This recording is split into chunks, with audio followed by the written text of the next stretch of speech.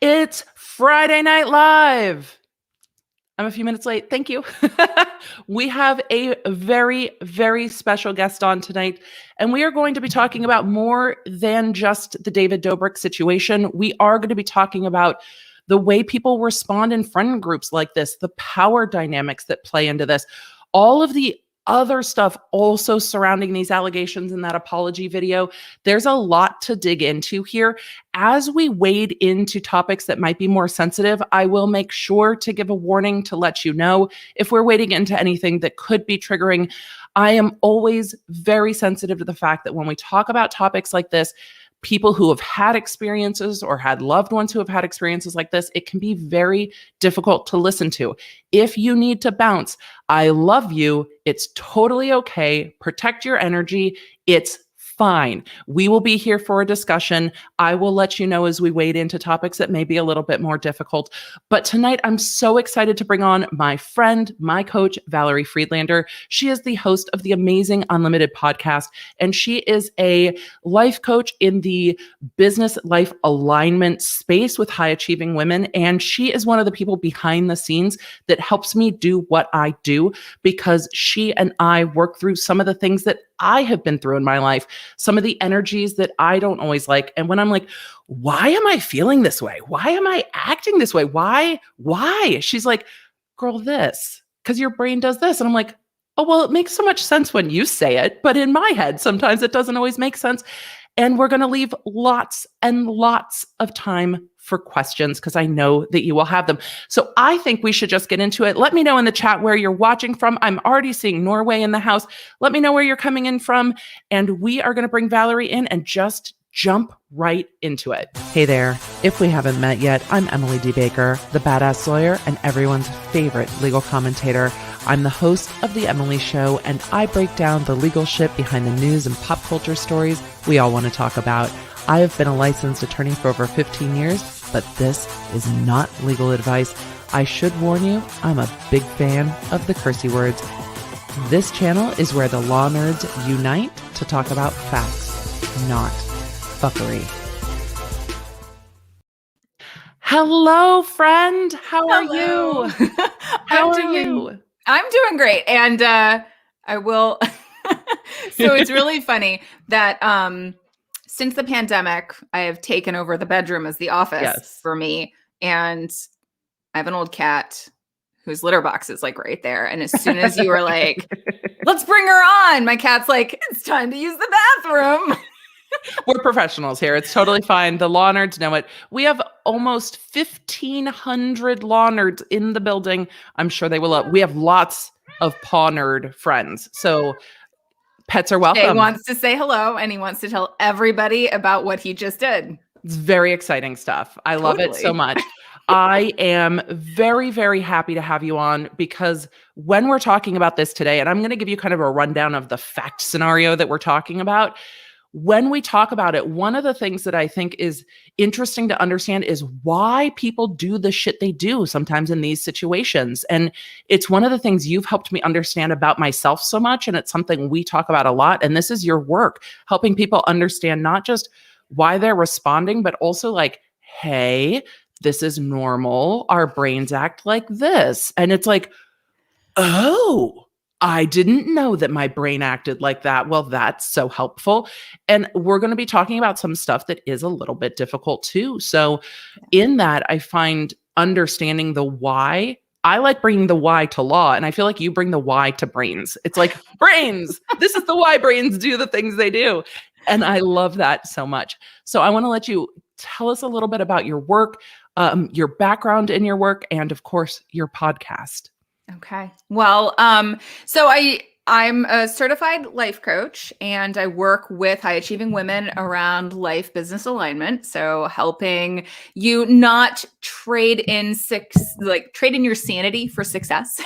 Right? Because that's one of the big lies in our society, is that you can't actually be like a sane human being and be successful. You have to hustle culture and all of that sort of shit. We don't like hustle culture. We curse here. Just lay it. I was like, I almost edited it. I was like, I can. Don't edit. Just be free here. You're free here. And do you find that a lot of your clients come to you after burnout like me, after like the big struggle, or do people find you? Are there people aware enough to find you before the big struggle? Because I wasn't. So, I mean, typically people have already come to me after they've done work. Like they have done therapy, they have done maybe coached with somebody else, or they've done some sort of self-work, read all the books, listened to all the podcasts, done a bunch of programs or whatever. And they're like, I hit a plateau. I'm like, I know that I have patterns and I know that I have stuff and there are things going on and I don't know how to like actually do something. Like I keep doing the things. Yep. Why? Did I miss something? Am I broken here? Like what did I miss in all of this healing and fixing work that I've already done? And so I basically come in around the patterns because I'm not a therapist and I'm not a neuroscientist and I'm not any of that. I have a background in sociology. I have a background in corporate management. I am trained as a mediator. I am trained and certified as a life coach through the Institute for Professional Excellence in Coaching, which is an ICF accredited training program. There's so many acronyms. I mean, there's lots of acronyms. There's like lots of background too, because you have so much awareness and understanding. And it's not with your background in sociology. One of the things I love is when I talk to Valerie about like, why is this happening? Or why am I having this belief? Because I've done therapy, like my PTSD was uncovered in therapy. I've done a lot of work in therapy. And I'm like, well, I know what my shit is, but I'd like to like move forward from that. I don't need to rehash anymore. I just need to move forward. And so one of the things you help me with a lot, and I think all your clients with, is when we talk about like, why are these stories ingrained? Like, why is this my belief? Some of your background is, okay, let's talk about society and the structures that are in place. And particularly we talk around women a lot because we're women, but let's talk about the structures that have told us and taught us these stories, even when people are not meaning to do harm. It still is, and it still is ingrained. And that's one of the things that I find really helpful. And we're going to talk about some of that today. Yeah. But I interrupted as you were talking about IPEC, which deals with how we respond to things and how we change how we respond to things. Well, so part of that training was around, it's called energy leadership. And it's the understanding that like we are all vibrating energy on a quantum level. You know, that sounds a little woo, but like Ant-Man, it's not woo. It's hard science. Quantum exactly. zone. It was in Ant-Man, therefore. Science, Marvel says therefore. Marvel says therefore. But like the idea of leadership, like we are all leaders in how we lead our life. So how you get, like whether you get out of bed in the morning, how you get out of bed in the morning, what you do when you get out of bed in the morning, it's all about like how you lead. And so the way I vibrate or lead my life is the way that I impact other people and I engage. And so when I show up with a certain type of energy, it's going to naturally evoke another kind of energy. And I am a huge nerd around brains. So I read a lot of stuff and I like to learn about like, I got trained in this, but why does this work? Like what's going on here? And I think it's particularly important because I'm very big on honoring what's going on. Like when we have emotions, there's a reason. So no toxic positivity here. We talk about that. And you guys, when I said like, we were talking about feelings and I'm like, you know, we were talking about that some people are like feelings, you know, facts don't care about your feelings. I'm like, no, feelings aren't facts. Feelings are information. And that is something that I've come to understand better through my work with Valerie. It's like, no, feelings aren't good and bad. Feelings are our information. And so when I talk about critical thinking, I didn't realize how much of my lawyer process was, okay, this is what I'm feeling, put that over here. And now how do I evaluate it? But I went through 3 years of law school where they kind of don't talk about it directly. They talk around it and they don't teach you how to separate those two. You're expected to learn to get your feelings out of the way, but they don't talk about it. Instead of saying, oh, how am I feeling? Oh, that's how I'm feeling. Oh, that's interesting. Okay, but I have to do this so I can just acknowledge what I'm feeling and move forward and do this, or understand because I'm feeling this, maybe I can't process this information right now. And I think that's a conversation that's not had a lot of, like, when we're in the strong feelings, what that does to our critical thinking and our ability to critically think. Well, I mean, part of it is also just the I don't want to say demonizing, but like it's that toxic masculinity. We're going to use a lot of toxics. We're going to use a lot of toxic words, but the toxic positivity too is just like, if you're not happy, you're broken. Be happy. That's based in the patriarchy stuff. It's based in that because we're afraid of emotions, because emotions are feminine stuff. Like, we don't do emotions. Hysterical, like all the hist stuff, like that's all female stuff. So it's like, if you're over, how many times, like, too emotional, over, like you're too much, but it usually ties to emotions. And it's going, no, my emotions are important. They're valuable. Like, they're there for a reason, and we need to listen to them. And part of the reason why we've been told so often that we shouldn't listen to them is because they're going, hey, this isn't okay. Right. This isn't okay. And you're, oh, no, don't. No, it's fine. You're just overreacting. Hello, gaslighting. And it's also part of that hustle culture too, beyond gaslighting, is that push past it. No, if I'm a walking example. If you push past your body's warning signs enough, you will burn out. Like the push past led me to adrenal burnout, back surgeries, and a lot of other things. But when you push past, and tonight, as we talk about the David Dobrik stuff, and you're like, what, Dave? I'm going to give you the rundown with the group. We're all going to catch up together. But I think a lot of what happened within that group, because it's like YouTube's Me Too, Dobrik would be the Weinstein of it. But a lot of people pushing past, I think, their own red flags because of the power disparity of fame of YouTube. And he's the one who's behind the camera going, no, but just come on. No, but just come on. Come on, do something crazier, do something sexier, have a little more to drink, be more. Like, we're going to get it all on video. And people wanting to please and pushing past their own red flags, because we're taught, especially as women, a lot of the time to push past our red flags. We're taught not to trust ourselves. And I ranted about this maybe a week or so ago. I'm like, we're taught to push past, like, if you're hungry, no, you shouldn't be eating right now. If you're feeling too emotional, oh, you shouldn't be that emotional. That's not professional. And we're told a lot of the things we know are wrong. And so I feel like a lot of our work has been undoing all that damaging learning. And it gets ingrained in us, and it gets ingrained in the systems. It's ingrained in the language we use. It's ingrained in the TV that we see. And even, just a brief trigger about what happened in Georgia, even in the conversation around what happened in Georgia, and there was a shooting of multiple spa or massage locations. The proprietors were Asian women. The shooter said that he had a sex addiction and he couldn't be around these places, and was trying to, from what I got from all the news reporting, trying to, like, eliminate the temptation. But then we get into the fetishizing of women, and the fetishizing particularly of Asian women in America. And that now we're not seeing people as human. They're just temptations for me to have to eliminate, like turning off porn or whatever. It's like, they're not even, these physical humans in this physical space aren't even humans anymore.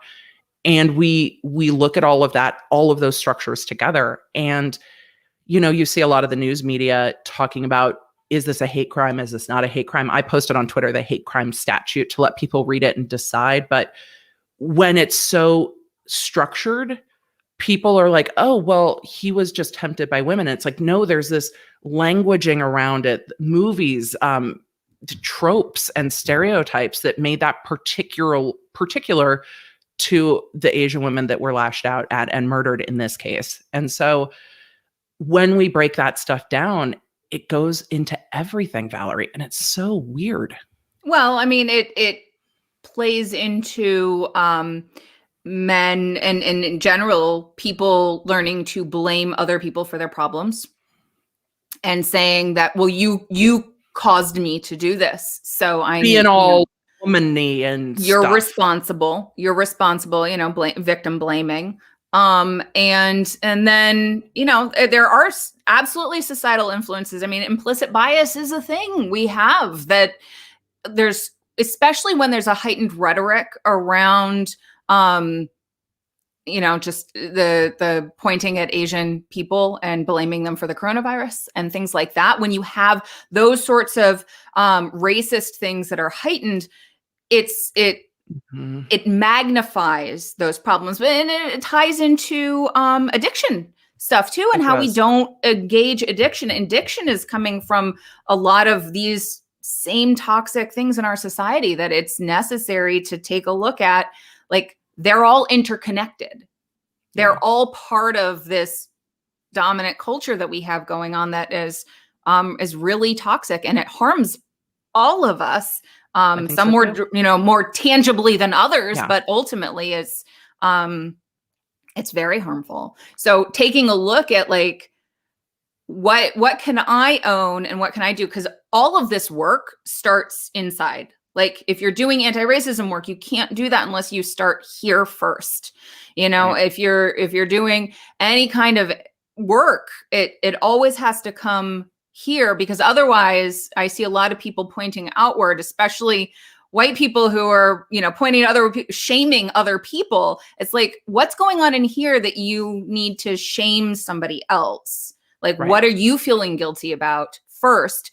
And let's look at that, because shame is never going to help advance a conversation. It's never going to help us learn, because again, it triggers defensive mode. Nobody wants to think they're a bad person. So if you're pointing at them and going, nope, this is bad, and they're going, you're saying that I'm bad, you're creating a shutdown. People can't take in information. There's a lot of stuff around this, like with kids and teaching kids, like they will shut down. They will not hear you if you are like you and shaming them, which is why there's such a movement around helping kids like redirection and like talking to them differently, like, because we've learned that it doesn't, like, we block off the processing of information when we're defending. Our blinders go on and we're like, Mm-mm.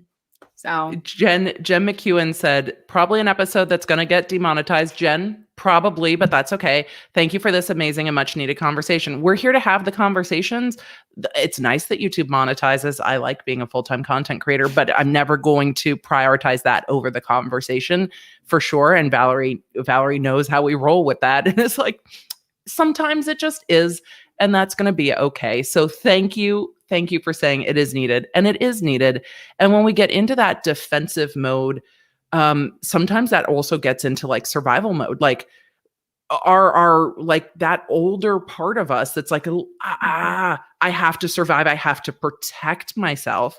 Shame plays into that, which was really surprising to me, how it responds. Like, our brains don't always know the difference between, oh, somebody's attacking me on Twitter, or, oh, I'm running from a tiger. Our brains kind of react the same way. And that's really interesting to me to remember. And I don't always remember, because it feels like, oh no, it shouldn't be that big of a deal. But feeling attacked is feeling attacked.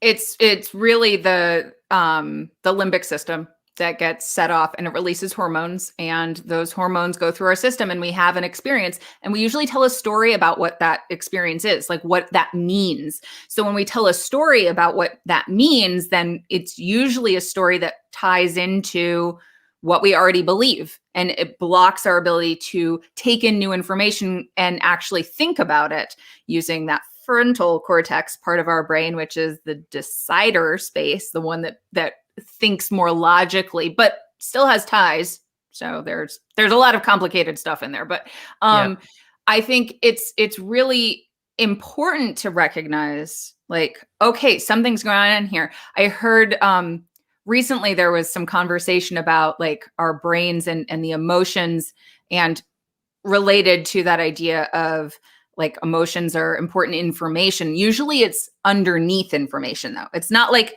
the initial information is I'm being attacked and this is bad. Right. And anytime you've got like a binary of like, this is good, this is bad, you have blinders on. You're not going to see a bigger picture. You're not going to see the nuances in what's going on, and you're not going to be able to see. Yeah, you can't see the gray zone if you're in good, bad. If you're in Right. good, bad, it's an indication that there is a block happening. But it was that emotions are like children. They can't drive. But if you ignore them, they will Wait, can find we just creative ways of getting your attention. Emotions are like children. They can't drive. No. They're there to get your attention. They're there to get the end, and they will. If you try and ignore them one way or another, they will get your attention. They sure do. And Yeah. it's so funny because when people are like, "Oh, emotions this or that." I'm like, "Right, but I went through a lot of adrenal burnout because I didn't handle what was going on with me." It's not like this stuff has physical outcroppings. And when people talk about depression having physical outcroppings, people who haven't been depressed have a hard time processing, but it's like, oh, depression's a feeling. It's not, though. There's hormonal processes. There's physical side effects to that. And emotions aren't just this like woo woo oh, I feel the thing. It has a greater effect. It's part of our like alert system. Mhm. The same way that, when your bladder feels full, it's part of your alert system. Our emotions are the same way, yet our society has put a lot of shame around feeling them too big, showing them at work. And we've put all this weirdness around emotions when it's, if somebody says, "Oh, I have to go to the bathroom," you're not like, "Why do you have to go to the bathroom? That's unprofessional. What's wrong with you? People don't poop at work. We don't talk about the bathroom. Shut that down. Wait till you get home to have that need." It's the same, but we don't treat it the same. And that's bananas to me. But I'm realizing how much I played into it as a DA of, to do my job professionally, I have to show up this way. And this way is a very buttoned up, locked down, unemotional way. But then when I'm with people I'm trying to empathize with and work with, I need to show up in my more emotional capacity. And there were times that it was very difficult to rectify those two, which led to me crying in court more than once and being shamed for that, which is something that you and I still talk about. And the chat on the times I've talked about emotional cases, as I'm moving because it's so uncomfortable to talk about. And the times I've talked about emotional cases on the chat, I've apologized for being emotional. And the chat has overwhelmingly said, "Don't apologize. This is hard." And I'm like, "You're right. I'm not sorry, but I'm embarrassed that I'm having emotions. And I'm embarrassed that I'm having these emotions because I've been told most of my life that I should not have these emotions. So I feel like I should show up differently than how I'm showing up. And I'm embarrassed by that." And embarrassment's a huge thing that comes around with shame. Well, and that's a great example of noticing I'm embarrassed. And a lot of times the story will be that means I'm doing something wrong. Because, like you said, it's often tied to shame instead of, oh, I have a growth. Like I have growing to do here, which Right. is usually what emotions are so valuable for, is going, there's growing to do here. What is the growing that needs to be done here? And so paying attention to those things and going, okay, this is how I'm feeling. What's the story I'm telling about it? What is that tell me? Like how, and this is kind of the holistic thing that I, as you mentioned, paying attention to, like, where am I feeling this in my body?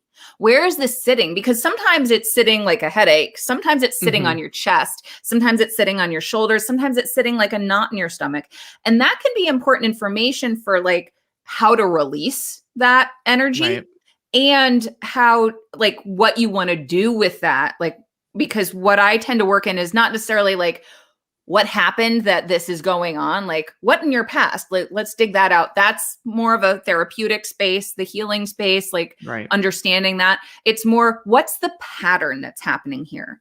What's the emotion? What thought is behind that emotion? What story is behind that emotion? And what action tends to come out of that? And when you understand the whole cycle of it, that's where you can start retraining. So it's not an acting as if, like, I don't want to feel like that, so I'm going to pretend I don't and do something. That doesn't work. Well, I mean, it can, but it's a longer process, and it can burn you out in the process because usually you miss things of like what's going on there. You push past all your boundaries. But if you go, okay, so how would I like to feel? I would like to feel like this, or what would I like to do? You can start in any place, but if you know what the thought is that you want to have and the action that you want to take, like, I want to show up to this. Maybe I'm uncomfortable and I need to listen more. So it's like, I want to show up to this. I'm going to be quiet and I'm going to ask for more information. You know, sometimes that is what we need to do. Please tell me more about that, or, you know, whatever. I need more information. Instead of making assumptions, I just need to ask. And it's uncomfortable to do that because of what the answer might be, but I want the actual answer so that I can take the appropriate action with the actual information instead of just making up stories and playing a chess game in my head, which I used to do all the time. If I say this and they'll say this, and then I'll say this, and then they'll say this, and then, or it could go like this, and I'm going to play this chess game, and then I don't do anything. Right. And then I just let things happen. And then I beat myself up over having let things happen when, like, it makes sense if that's the pattern. Right. So what would it take to shift the pattern? And then we can do, all right, if I believed that I was safe, that I was going to be okay, that I was worth getting more information, then I would feel calmer, like, and this would lighten up, like, and then I would ask, okay, so I'm going to think, what do I need to do to be safe? You know, maybe it's having a friend with me. Maybe it's, you know, texting it instead of being in person, whatever. Then you can go, what do I need to make that true? And then you do that thing. And then you can remind yourself, knowing that you're still going to have the emotional reaction, because that happens way in the, like, patterning of your brain. You can't control that. It's still going to happen. But oftentimes when it does, you go, oh, I must be doing this wrong. No, it's just what happened. No, it just is. What you said is so important, because it's going to play into what we talked to. And we've got 2 super chats, and then we're going to get into the David Dobrik stuff. But when you talked about safety, I think that's a big component to why we see these things in waves, like the Me Too movement. It's like, once the first person says it and doesn't get literally their head put on a spike, societally speaking, others are like, oh, it's okay to come out and share my story too. And then you see these floodgates opening, and that's what we're starting to see now with the Vlog Squad. But before we get into that, 2 comments. Kira says, I'm getting my master's of public health and studying health disparities. So I look at structural racism. Sadly, we can't erase racism from people's minds, no matter what policy is implemented or changed. Agreed. But I think talking about it can help people be more aware of it, because I think a lot of people aren't aware of the implicit biases that are in some of our structures, and would not like it. Once they're aware, they're like, oh shit, that sucks. I don't like that at all. But the unawareness is part of the structure, and the structure makes it hard because it's what keeps people unaware. And that's traditionally people who've never had to deal with it. So I think women can sometimes be more empathetic because they've dealt with different kinds of sexism. So they can empathize because it's like, no, I've seen this play out in my life. I can only imagine what that's like for you. And now I can ask. And same sometimes with, I think, we can be worse about it though. Because really? Yeah, absolutely. Because we work so hard at fitting in. Like, when you have worked so hard to be accepted, fit into I see what you're saying. Yep. And be accepted within a structure, it ties into who you believe you are. So anytime we have identity stuff tie in, then again, we can get more defensive about it, even when it's like, well, that doesn't make sense. Like, we need to, intersectionality is a big component of, like, recognizing that, like, if I'm using someone else as a stepping stone to get where I want to get, I'm hurting myself too. Like, we can't do that. But it happens because, again, I want to be like the structure. I want to fit into the structure. And if I stand up and say something, I won't fit into the structure. And then I support not my safe. Privilege. Right. So, you know, I mean, but that point, Kira's point is really important, is that we have this patterning and it is going to come up. So knowing that it's being willing to be uncomfortable in those situations so that we can start shifting the systems of power in the society, and also teaching the next generation better and allow progress to happen, because it does happen generationally. So I mean, I was listening to my son's class talking about the internment camps and concentration camps of the Japanese during World War II. And that was not something that was taught in my education. I did not learn that in school. So the fact that it's being engaged now speaks to the work that's being done and people being willing to go, okay, we're going to engage this. And my kids are now learning better than I was. And we saw that in California. We did learn about it in California, but that's where some of those camps were, which is why I think it might have been discussed in school there. But we also saw when, in California schools, I believe it's 4th grade, it could be 5th grade, where we do mission projects, and you build a mission and you learn about a particular mission, and everybody shares about missions. And what I saw when I was going through it, it was like, these are the missions, this is the message, this is the thing, build the thing, talk about it. What I saw with my son going through that was, let's talk about who was here first. Let's talk about some of the beliefs around why people created the missions. Do you agree with them doing that? Should they have changed what people believed? There was more conversation, and then kids could choose if they wanted to build a mission, evaluate another structure. There were other options, because it was like, let's not just say that this was a good thing. Let's talk about this happened. Here is what they believed. Here is what others believed. What do you think of this kind of colonization of California? And so it became more of a discussion of, this is the thing, but let's talk about all the sides of the thing. And that's something that didn't happen when I was in school as much. It was just like, this is the thing, and this is the date the thing happened, and that's the thing.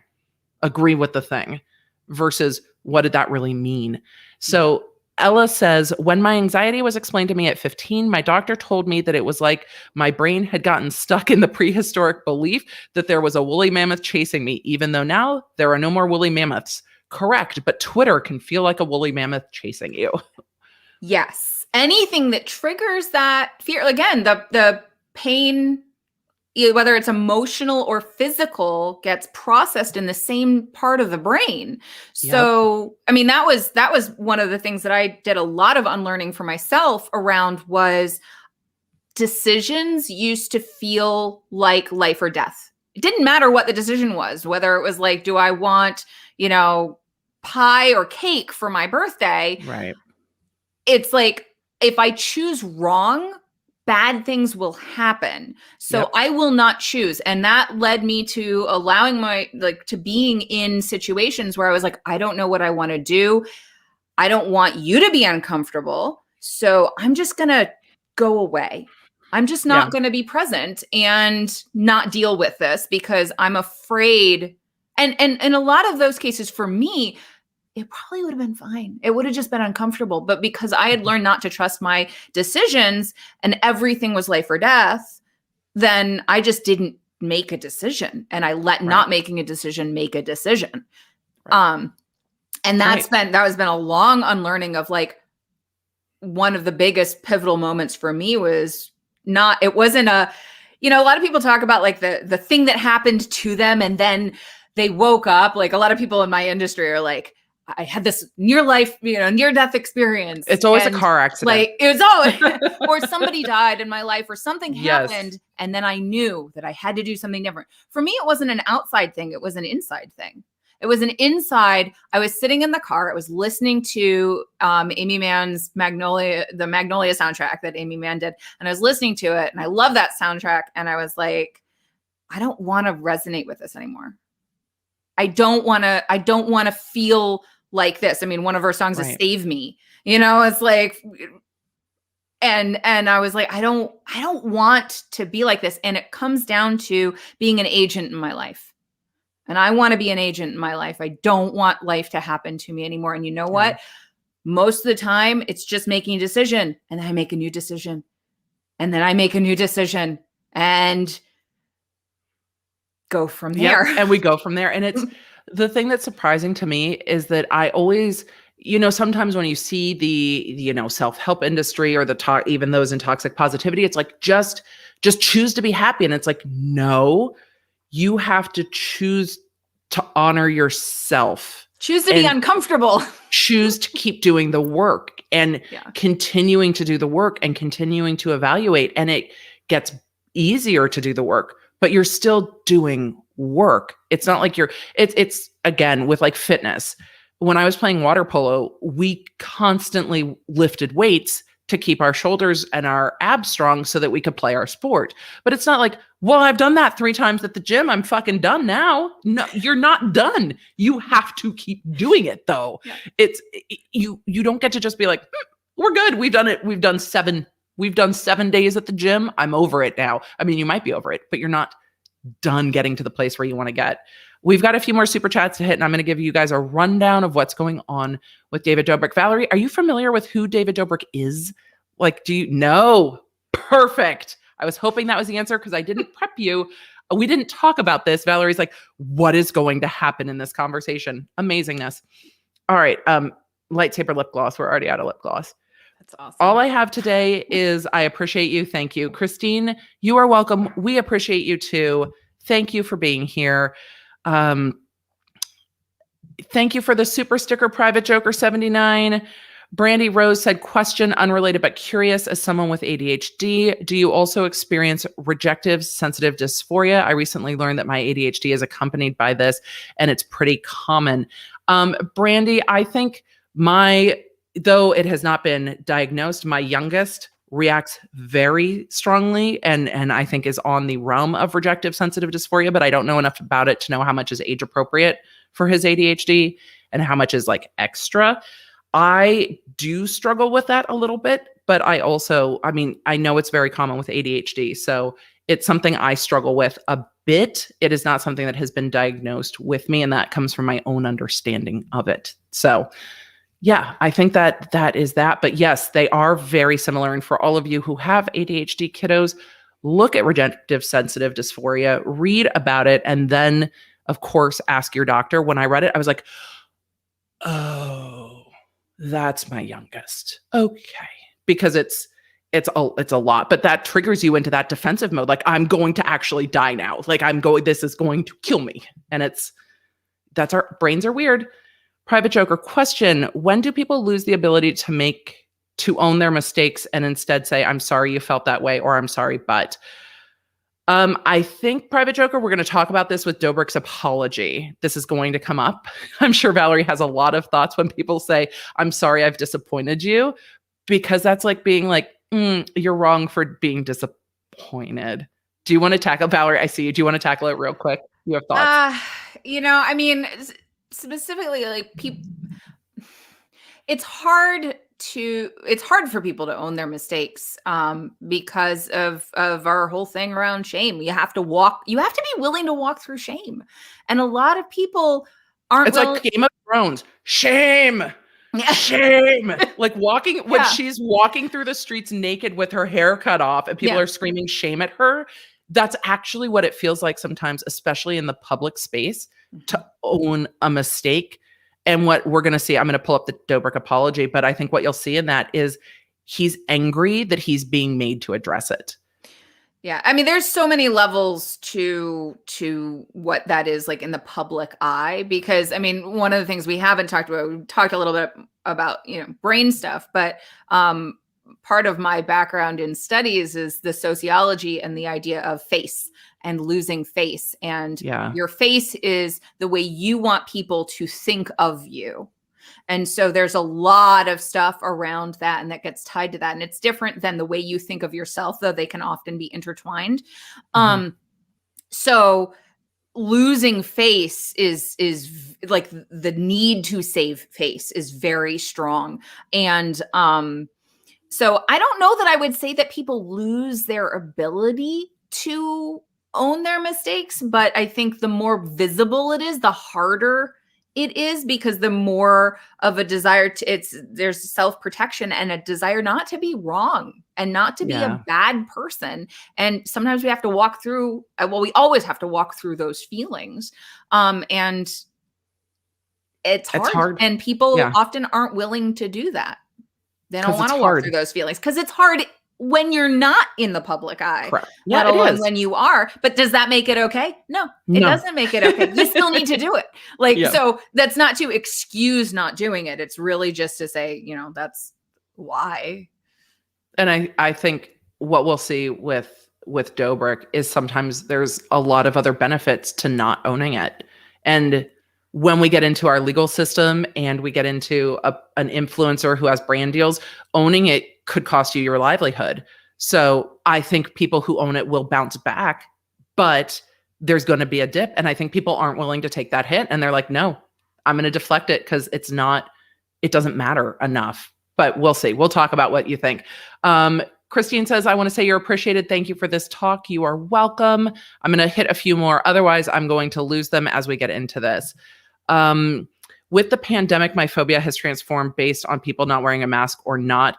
I don't like crowds and I don't like being at a grocery store lines and stuff like that before 2020. And I'm sure that is very, very hard because it triggers all other types of discomfort and anxiety and stress. So it's a trauma. Yes, it is absolutely a trauma. We've all been traumatized. And I will say the same, even with all of the work that I've done to come out of like making things life or death decision, like coming out of that. And it's been years, it's decades now since that process began for me. But like when the pandemic came, they actually were life or death decisions. Yes. It felt like, yeah. Well, some of them were, but some you of didn't them know were which actually, ones. yes. That was the thing. You didn't know which one. So it brought all of that up again. Right. So Is the hand sanitizer the life and death? Is the mask the life or death? Is the vaccine the life or death? Is the going to school life or death? Is the not going to school life or death? Yes. Yes. It made decisions so much heavier. And the frontal cortex, when it's working hard, doesn't want to do that. So like, talk about the cognitive load. And here we are multitasking. If you've got kids at home, like you're even more multitasking and like you don't have your stress support systems, which is connecting with other people in the same way. And like, it's mess. It's a mess. So traumatic mess. Yeah. Captain says discomfort is inevitable. Do not run from it. Nathan D. Griffith. And I think that a lot of our culture, particularly for Americans, is that we use hustle culture, consumer culture, social media. We use all of it to run from discomfort. We have created this like multitasking hustle world, so we never actually have to sit down and feel anything. Like if we had a more chill culture, we'd all have to deal with it because you'd have time in the evening to like be with your thoughts. I think hustle culture is just a distraction to keep people from like, it's like, no, but I'm hustling. It's like, no, you're not. You're running away from your feelings. Stop it. Rebecca, the emotions are like children analogy is blowing my mind. I'm not crying. You're crying. Rebecca, look, I cry almost every time I talk to Valerie. It'll probably happen sometime tonight, but it's always so freeing. It's not a bad cry. It's always like, I just wish I had known. But as we learn, we can teach our children and teach them the difference between like what you're feeling's fine.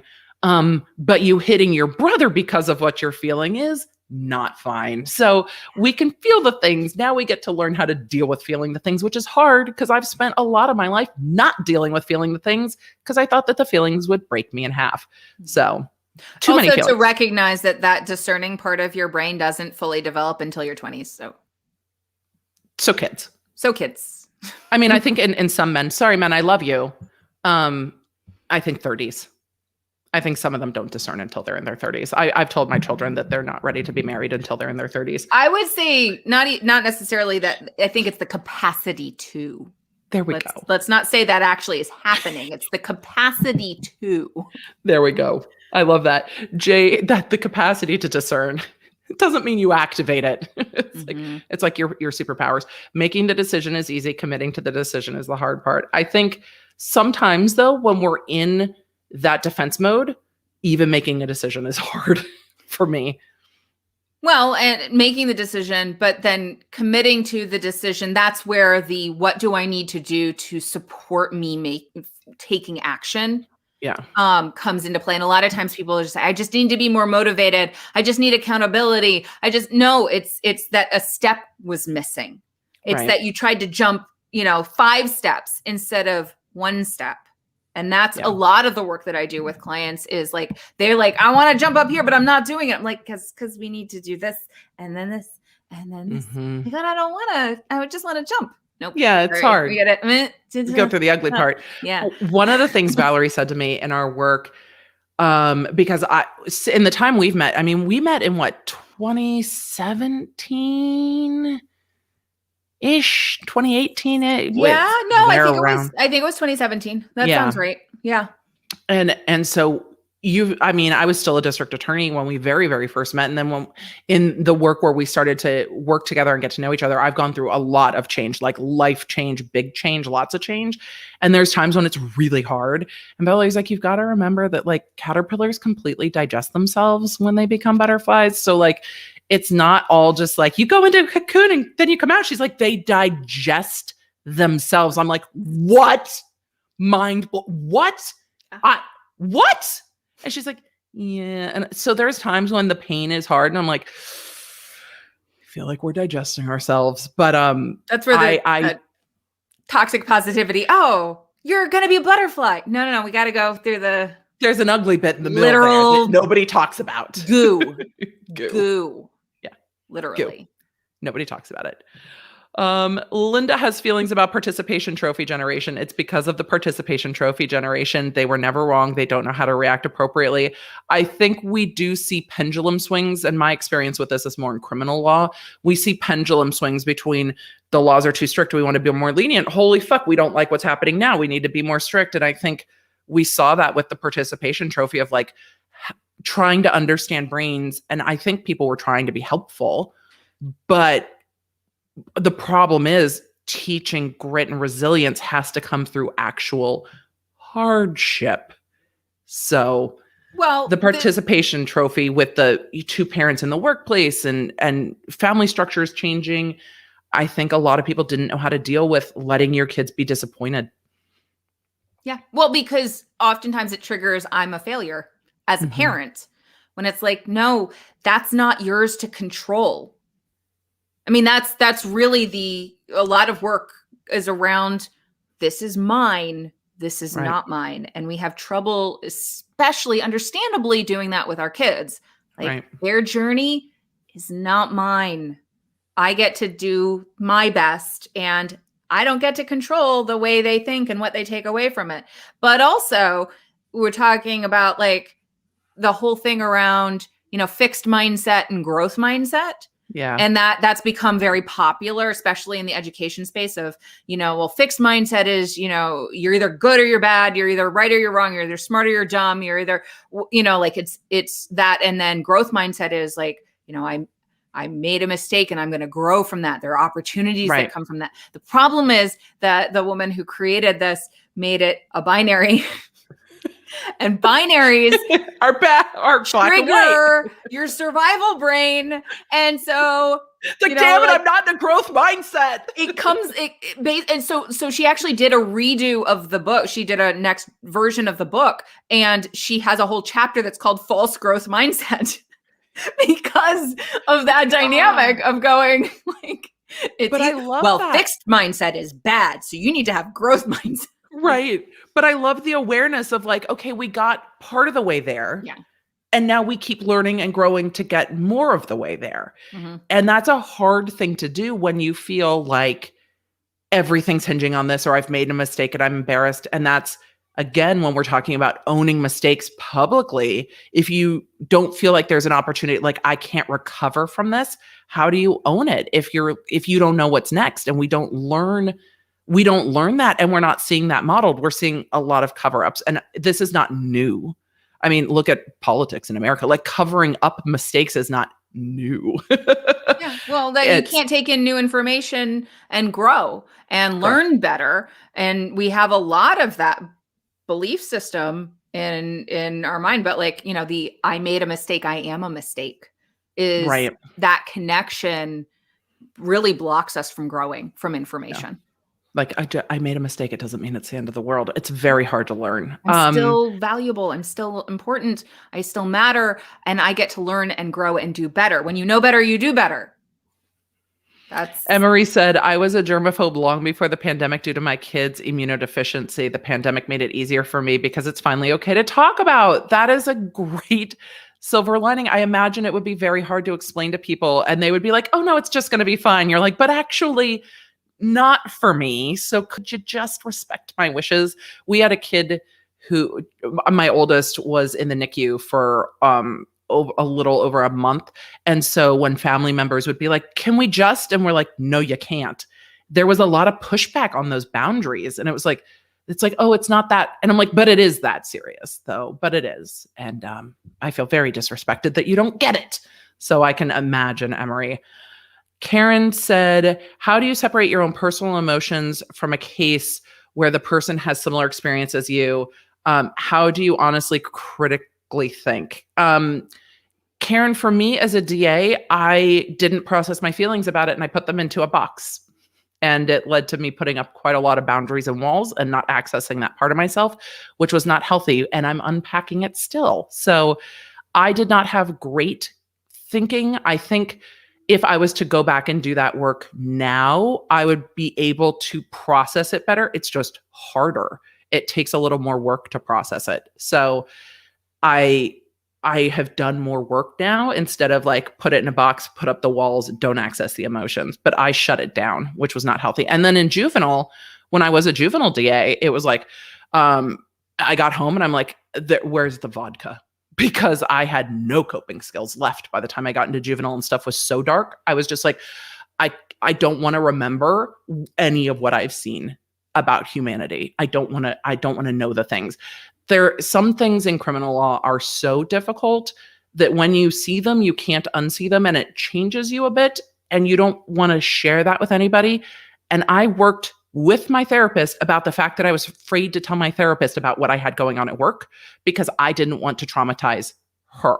And she's like, I am a trained professional. I also have a therapist. So even if it's hard for me to process what you're going through, I will work through that with my own therapist because I am a professional with boundaries and you are learning to find your own boundaries. But it was hard. And so now I'm much more aware of where I can and can't and the cases I cover and when I cover things and when I don't, I know my own boundaries much better and will tell you guys if there's stuff I choose not to cover. So MPLS Girl 6 says, thank you, Emily and Valerie. Hang in there to all. I love that. Thank you. We're going to do one more and then we're going to get into it. You guys have lots. We have lots and lots and lots of conversation. What do you think about the Amish method of shunning as a non-violent consequence? I don't know enough about shunning to have thoughts about it, really, truly, and don't know enough to have a thought. Valerie? I would say, I mean, no, I don't have a ton of information about that, but just the idea of shunning sounds a lot like shaming and recognizing that back to how our brain processes pain. Emotional pain goes through the same centers of the brain as physical pain. Also, rejection is a really big one for everybody because at a very deep sense, that's very deeply embedded because at one point, rejection from the tribe meant death. So maybe it's not violent physically, but if it's triggering that sense of I'm being rejected, therefore I'm being sentenced to death potentially. Yeah, no, that's still a trauma. And that's still shame. I mean, I have a number of friends who are now not in religious communities where it was like, if you make a mistake, you're out. But that's the entire community. That's your family. That's your everything. And so it led to a lot of covering things up and a lot of internalized shame. And that's I actually just traumatic. did a podcast episode with a wonderful woman, Ellie, who's a transgender woman. And she talks about her story with that. Yeah. So she was very much raised in the church. And so that work and her journey with that, she shares in the podcast episode I just did about identity. So absolutely. Jess, we talked about Valerie's field. Valerie, go ahead and give a brief on your field as we get moving because we've got to move on. I'm a certified life coach and I work with high achieving women who want to stop trading their sanity for success. And I'm also background in sociology. So I like to combine the macro and micro in understanding what's going on so that you can then take aligned action to move forward in a way that's going to create a sustainable growth for you instead of just like bursts of like, I'm going to do this. And then my goal is always that you don't need me forever, that we start, getting it so that you're creating new patterns, because neuroplasticity is a thing. Exactly. Marissa said, you have no idea how much I needed to hear some of this tonight. I'm currently struggling with some childhood trauma that I didn't even know existed until this past weekend. You're not alone, Marissa. That is a very common experience. Thank you, ladies. You're welcome. And as we talk about the Seth, what happened with Seth and David Dobrik, and people are like, well, why didn't he say anything right away after that assault? It's like, well, our brain works really hard to protect us. Yeah. So what you were describing before, Emily, about like not processing, putting things in a box, that's, there's a term for it, it's compartmentalization.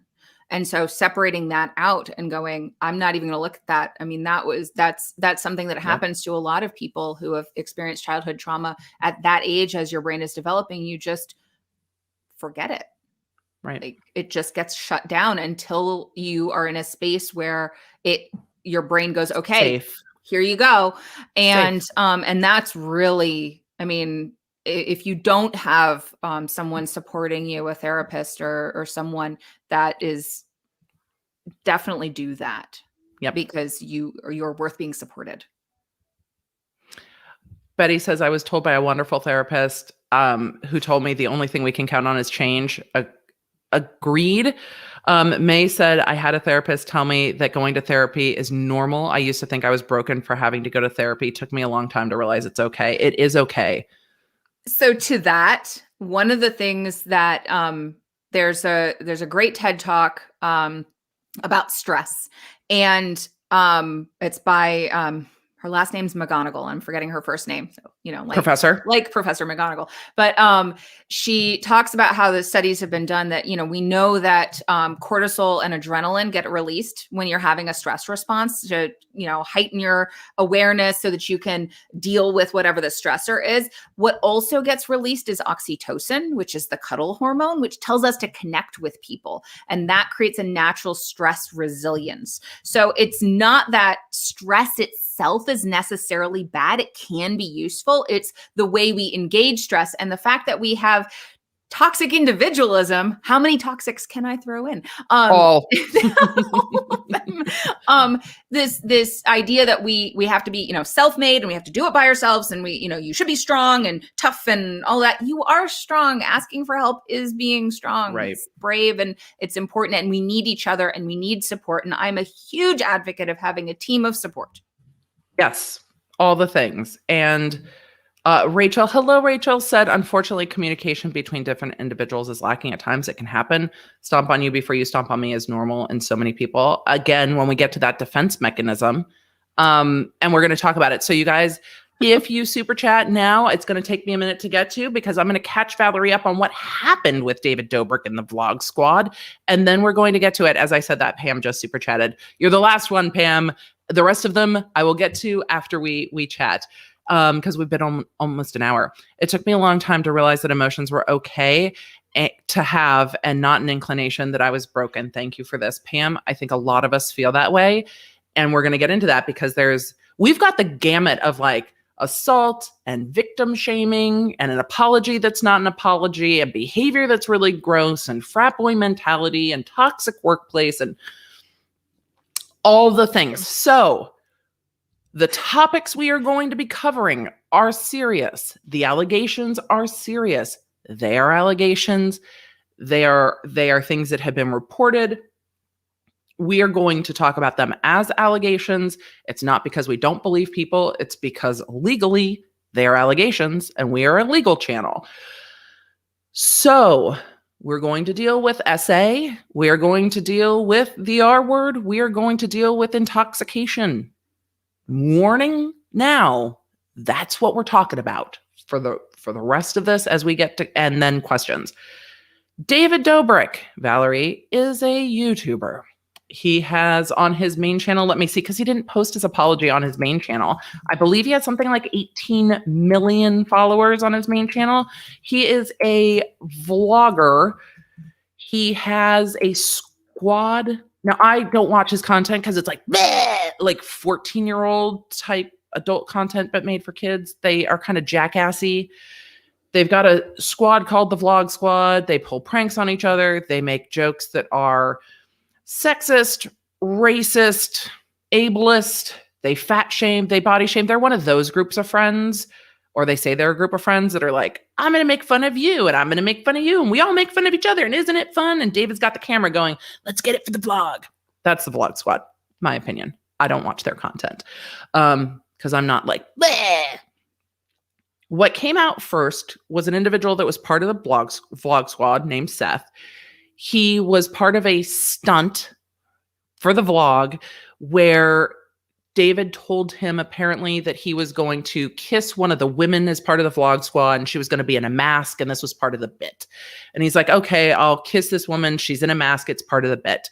Well, the bit was that when they pulled off the mask, it was this old guy, Jason Nash, who's part of the Vlog Squad, which again, he's like 47. The other members of the squad are in their 20s. It's weird to me, my own judgment on it. And so, because I'm in my 40s and I'm like, I don't want to run around a frat house with people being like, hey, I got you, man. Here's my ass. So in that prank that's on video, they pull off the mask and he had been making out with Jason Nash, this a guy, B, an older guy, C, not the person he said he was going to kiss. He came out in a couple different contexts and said, look, I had so much shame. I moved out of Los Angeles, but it took me years to get to the point where I could say this was an assault and this was a problem for me.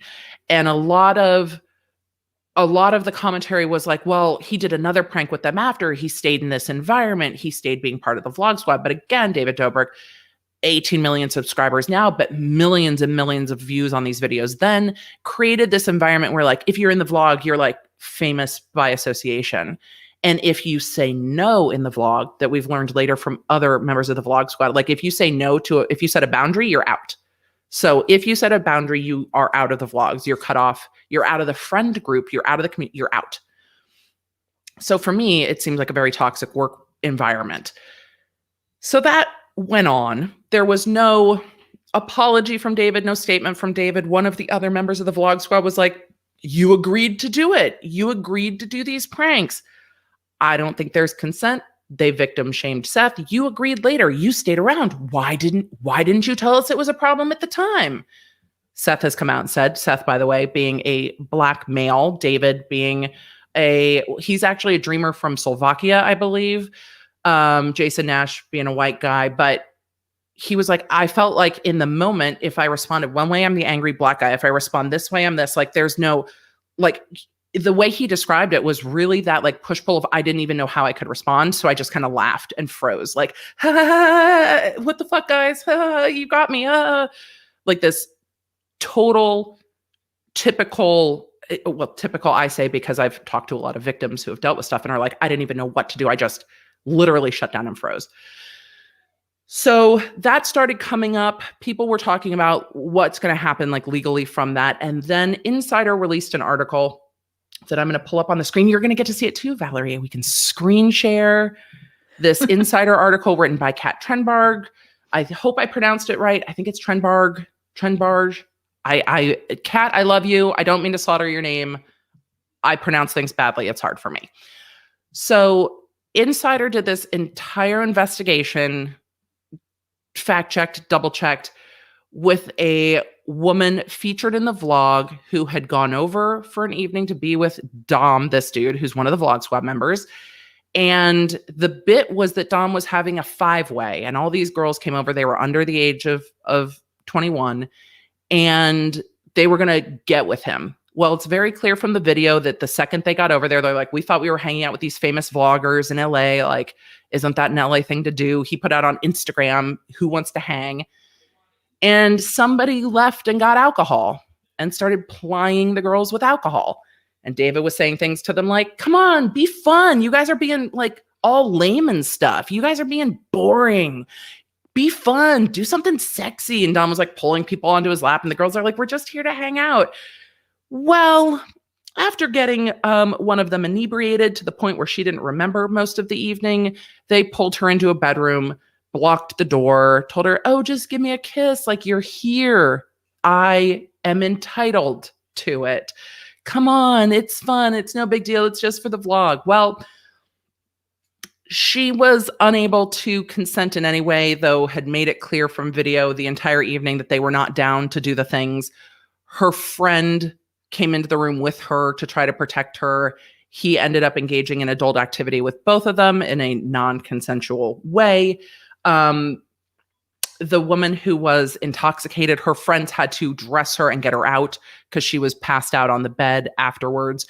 There were members of the vlog squad looking in the entire time this was happening, joking about it. And there's video, of course, of everything but the act happening. So as it started coming up that other members of the vlog squad felt that they had been, oh, I didn't mean to do that. Other members of the vlog squad felt that they had been assaulted, that they had been harassed, that they had been maligned. This woman came forward to Insider under a pseudonym saying, this was my experience. Like, people are sharing their experiences. Let me share my experience. Other allegations have come out about Dom. This is very common, that like, just give me a kiss, just do this. There have been multiple people who have said he's done this. He's groped people at VidCon. He's groped people underage. This is a pattern of behavior. So David Dobrik finally addresses all of this in an apology that is, first of all, he's got 3 YouTube channels. One with 18 million, one with 10 million, one with 4 million. Guess which channel it gets posted on? The one with the 4 million.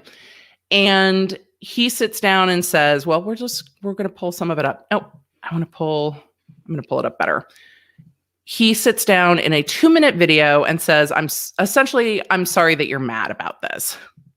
That face. So we're going to talk about his apology, and then we're going to talk about some of the things around this and the environment that's created in these types of situations and the difficulty that we have with processing this. And then that power disparity that's hard to speak out against when people are like, well, why didn't these girls leave? There's a power disparity. And now here's a camera in your face. And well, we invited you over here. Why can't you be fun? Why can't you do this? And then it becomes this whole dynamic. And I think, personal opinion, that Dobrik played into that power dynamic because he knew that power dynamic and he could. So I'm going to pause this through the way. It's only 2 minutes long. If you guys hadn't seen it because you don't want to give Dobrik views, I get it. We're going to go through it. Hopefully you can hear it. Valerie, you should be able to hear it. I'll pause it. We'll react to it. Yeah, everybody's like, the look on Valerie's face says everything. Yep, because it's fucking terrible. Can you hear it, Val? I can address some conversations that have been going on the internet. I've made over. I want to address some conversations that are going on in the internet. The video is titled Let's Talk, but in YouTuber fashion, it's titled Let's Talk. The comments are turned off, the likes are turned off, and comments on other videos about this are being deleted. 600 videos. I've made over 600 videos. A bunch of TikToks, Vines, Instagram stories, tweets, the whole thing. And I'm obsessed with what I do. I love being able to make people happy for a living. And that's me. You like me, remember? Emily's opinion. You like me. Remember, you like me. I've made a lot of videos. You like me. I have floppy hair. You like me. All that I want to do. That being said, consent is something that's super, super important to me. Whether I'm shooting with a friend or shooting with a stranger, I always make sure that whatever the video I'm putting out, I have the approval from that person. By the way, he's given multiple interviews and talked on his own podcast that his motto in pushing the envelope is ask for forgiveness, not permission. So he's made it very clear that his way to move forward in videos is ask for forgiveness, because that's how you get the best bit, including videotaping his friend engaging in oral sex in the back of his car. His excuse being, well, it's my car. I should be able to film it. There's a difference between consent for the action and consent to air it too. I just like, that's consent to share it on YouTube is Yep. not the same thing as consent to actually have the thing happen in the first place. Yep. And I also acknowledge that there's times where a person can change their mind and they decide. Sometimes people just change their mind. Well, sometimes people realize how pressured they feel. Okay, we're going to keep going. That they no longer want to be associated. They no longer want to be in the video that I'm putting up. And then I'll take the video down. And there's also a lot of conversations and DMs and back and forth where people ask him to take stuff down, and he doesn't take stuff down right away. He pushes back and offers people money to leave it up and tries to gaslight them, in my opinion, to leave it up. So he really puts on some pressure and then eventually takes it down. But most videos have a lifespan. So it seems that most of these videos get taken down after their monetary lifespan, my opinion. So yeah, and then shames people into leaving videos up. Like, come on, why aren't you down? It's fine. Let me give you some money. And there's also been moments where I've looked back on videos and I realized that these don't represent me anymore and they're hurtful to other people. And I don't. He's referring to racist comments, though you wouldn't know it because he doesn't actually say it. I don't want them up because I've grown, as a content creator and as a person, and I don't agree with some of the videos I've posted. With the Seth situation, I'm sorry to Seth because Seth has put out a statement that David Dobrik still has not reached out to him personally or directly.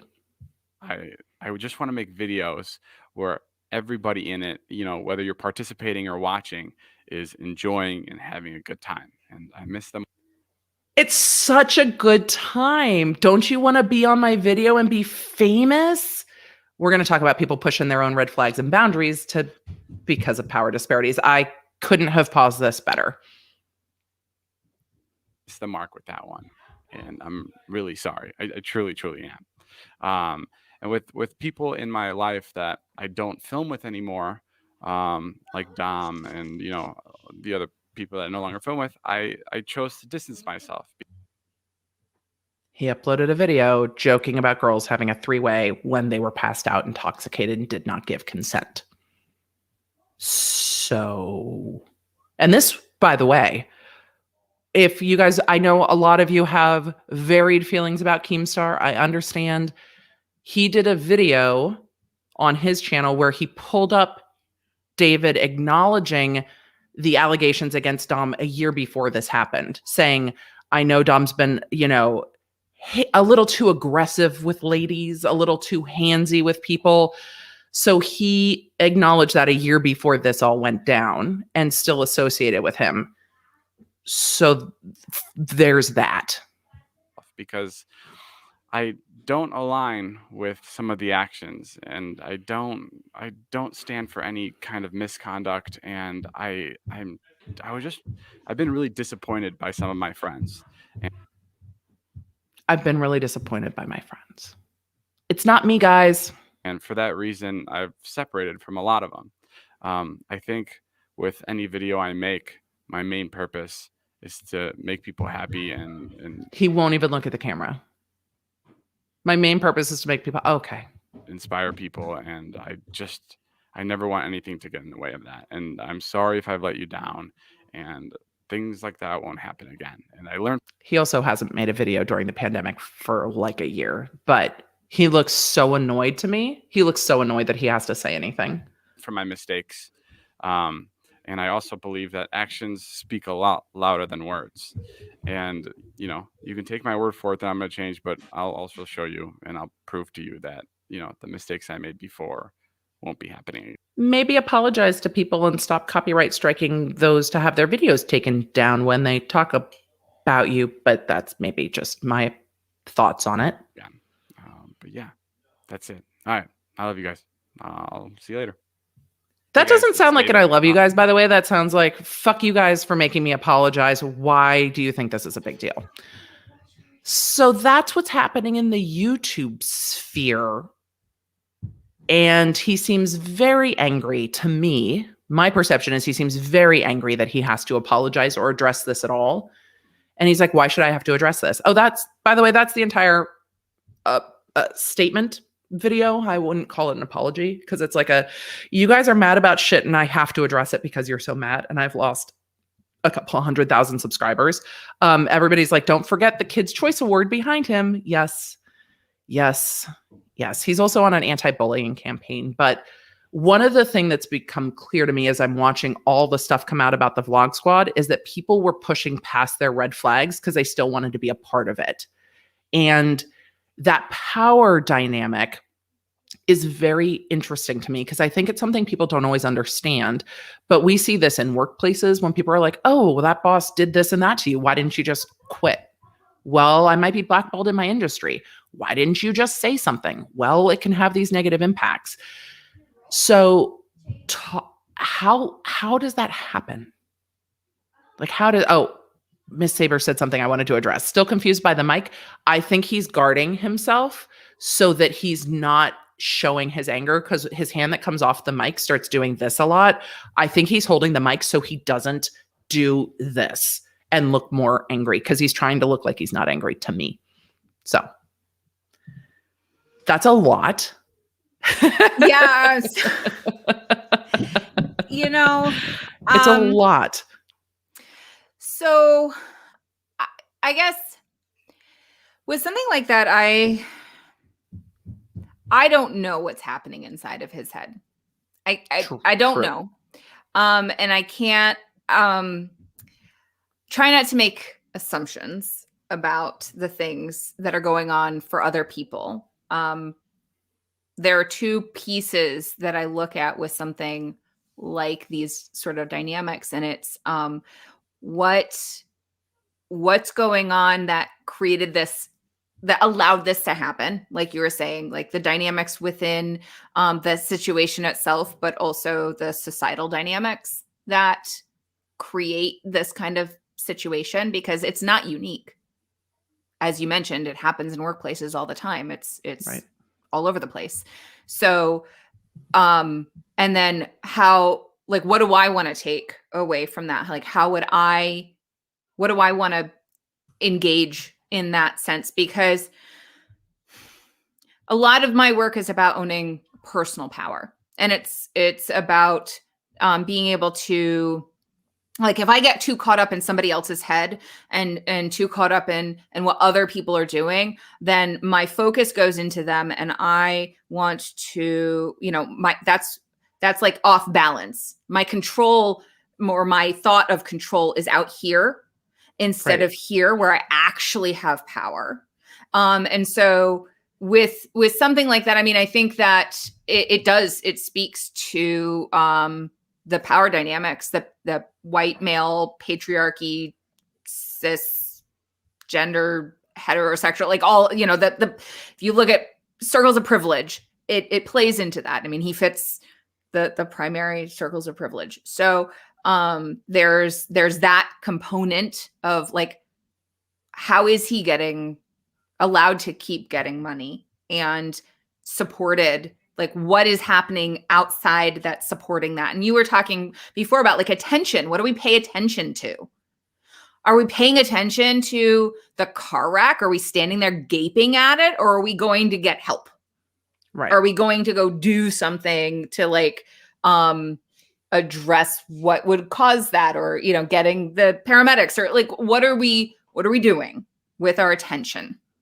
And Victoria's here for the look Valerie had on her face. Why my face is tired now. No, but the face is like, the thing with this is not a new story for any of us. It is a new story with David Dobrik, but a toxic environment where people are taken advantage of because they feel like they don't have a voice is not a new environment or a new situation. And that's how I feel about the Vlog Squad. People, that proximity and power dynamic had people pushing past their boundaries. And this is where, when it comes to where's my control? This is where, when you have more privilege in a structure, it is part of your control is to speak up to address it. Right. And to say this isn't okay. So that's part of that. And then Even if it makes you uncomfortable, it's part of that. There go the ones without the power in that dynamic, because have those a are much the more ones difficult time to speak up, because they're the ones who get Seth. If Seth had spoken up initially during the kiss consent shift prank, he would have been cut off of the vlog squad. Well, So not only that, but he may have also been accused of being against LGBT community.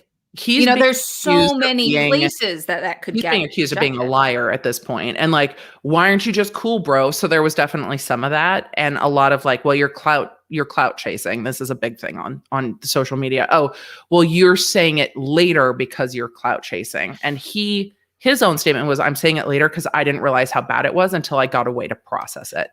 Yes. Well, and you've spoken plenty about that, of like being in the as a DA and being in situations and not realizing how traumatized you were by it until you were away from it. We can't see, like, when you have something like right here, you can't see it clearly. Mm-hmm. You can only feel it, and we're taught not to listen to our intuition. So, and especially when you have a power dynamic that, and this isn't just like this gets set up in that moment. It's through childhood. It's like, it's throughout our life. Power dynamics in society influence how comfortable and able we feel to engage when a situation actually happens. If you've been taught to question yourself, like I would say the stuff that I experienced personally around thinking that something was wrong with me and that I was broken, it wasn't ever something that I was told. Nobody said that to me. I couldn't fix some of the dynamics in my home, and I wanted to. So I thought it was my fault. Nobody told me that. Luckily, I was, there are people who experience it being told that, but I wasn't told that. I just decided that. And then being bullied in school, like, I learned, they didn't say it specifically, but I learned that I wasn't enough. Like, there was something wrong with me. Otherwise you'd like me. So there's something must be wrong with me. So then when getting put in a situation where somebody was saying, well, no, it wasn't like that, right. Oh, that didn't happen. That was okay. I'm like, was it okay? Did I miss something? Maybe I missed something. Maybe I did. And that self-doubt comes into play because it was learned over time. And so in those situations, most of us, when we're in survival mode, there is a fight response, yes, but the more generally speaking, the flight response, flight and freeze, is the most basic.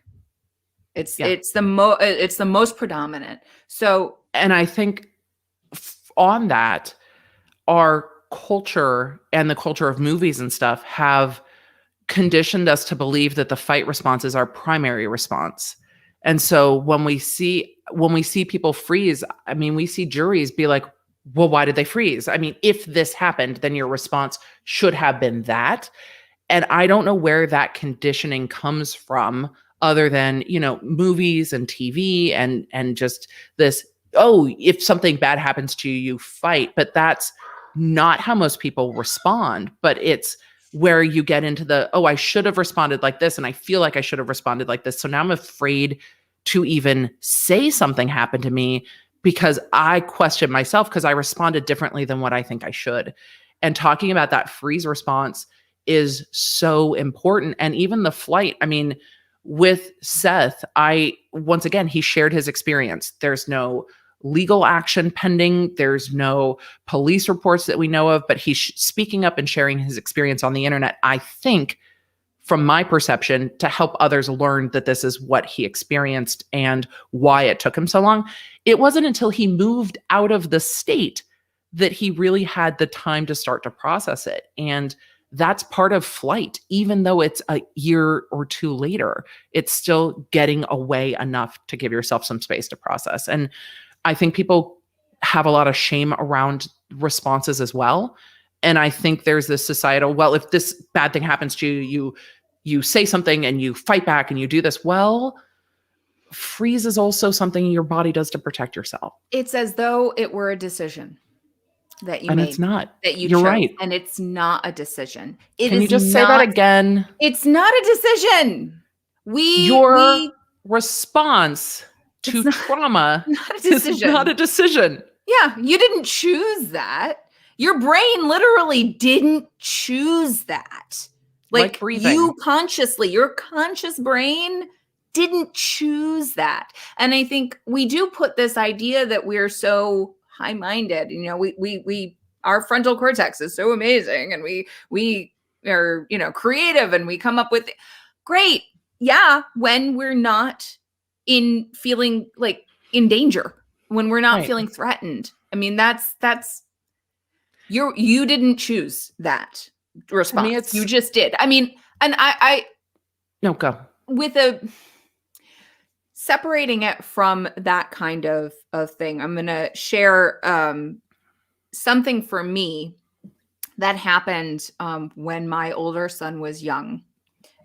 We were at a party center, and there were some kids who were bullying him. And I know I don't use bullying lightly, because it's not just being mean. It's like a continual thing. Right. So I turned around, and, you know, they had pulled his pants down and run off with them. And then they had pushed him over and were like kicking at him. I froze. I was supposed to be a mama bear. I was supposed to go over there and tell people what's what. I was supposed to yell at the parent, and I froze. Yeah. Some other mom did it for me because I couldn't do it. And It's hard. that's really like, what kind of a mom am I? I'm not protecting my child, but it triggered me so badly. I didn't know what to do. I literally could not think. And, you know, forgiving myself for that. I mean, he's an amazing child now. Like, I can't, again, it's being able to forgive yourself for not being able to choose. Yeah. Is really important. And we've talked about the fact that I had a lot of shame around my son being early because my body shut down. Yeah. A physiological thing happened in my body that made me very, very sick, and he was early. I felt ashamed of how my body responded. And I lifeguarded for a very long time. And as you're talking about this, I've never put it in these terms for me, but Travis and I were talking about this the other day, and he asked, like, when people drowned, we're going to talk about drowning for just a second. Why do they breathe in when they're underwater for so long and end up with like water in their lungs and stuff? I'm like, your body takes over because it's fighting for survival. And you wouldn't look at somebody who survived a drowning and be like, well, why did you breathe in when you were underwater? You know you're underwater. What the fuck are you thinking? You should have chosen to not breathe in while you're underwater. You should have waited. Nobody would say that. Just like nobody would say, well, you went in the water. Of course you got attacked by a shark. Versus some of the comments you see around this Dobrik stuff is like, well, you put yourself in that situation. Mm-hmm. No, you don't put yourself in that situation. You are in a situation, but someone doing something to you because you are there is not your fault for being there. I mean, just like you go swimming in the ocean, it's not your fault you got attacked by a shark. You go over, you know, for the woman who got plied with alcohol to the point of being unconscious, it's not okay to be like, well, you were in that situation. And this is why it gets so hard for people to go to the police with that. Well, you were in that situation. What did you think was going to happen? No, what you thought was going to happen is you could go to somebody's house, sit around. And when you said, I don't want to have sex with this random dude, that would be respected. That's what you expect to happen. So well, and then we get into that. Well, you should know better. Well, but it shouldn't be a thing that I should know better. And I also have an issue with all this hang out with people anyway, because like, no, I don't expect to go to the coffee shop and get assaulted as I'm ordering a coffee. It's like, well, you should have known better. No, people are waiting for their caffeine. No, we shouldn't expect other people to hurt us, and we shouldn't be told it's your fault for other people hurting us unless we initiate it. If you go up to somebody and punch them in the face, and then get punched back, that's a different conversation. It's not the same as showing up to somebody's apartment to hang out and having a few drinks, that means automatically you're going to get assaulted. That's not okay. The fact, when we get into this culture, we're going to say the RAPE culture is that thought of like, well, you should have prevented it, not this person shouldn't have done it. And that is the shift that we're also seeing in what's going on in Atlanta, is him going, well, I shouldn't be tempted by you, so it's okay for me to go on a mass shooting. No, you are responsible for your own self. I think it threatens to own that, threatens the overall power structure. So if you look at the people who are saying that, they're upholding a power structure that is in place that supports them, because that kind of thinking, that kind of approach supports the power structures. Even if it's not a direct thing, it's indirectly supporting structures of power in our society. So that again comes back to, okay, so what is my responsibility? How do I show up to this? Where do I put my energy when it comes to this? And one of the other things that you mentioned was about the apology. And one of the things that I heard like in that apology was like, oh, I watched the tea video, right? About you don't force people to drink tea. And sometimes they say they want tea and then they don't want it. Like I was like, tea. He watched the tea video and yeah, he's like, I understand consent now. I didn't really understand it before, but I understand consent now. And people can withdraw consent. It's also playing a lot on the idea that, oh, well, we can grow and I should be forgiven. And I should be allowed to grow without consequence. I should be allowed to grow. And that's the difference. That is a key difference of, no, the consequence still exists. Just because you grew, because you made a mistake. Okay, say you owned the mistake, you need to own the consequence of that mistake. And if you're not owning the consequence of that mistake, then you're not actually owning the mistake.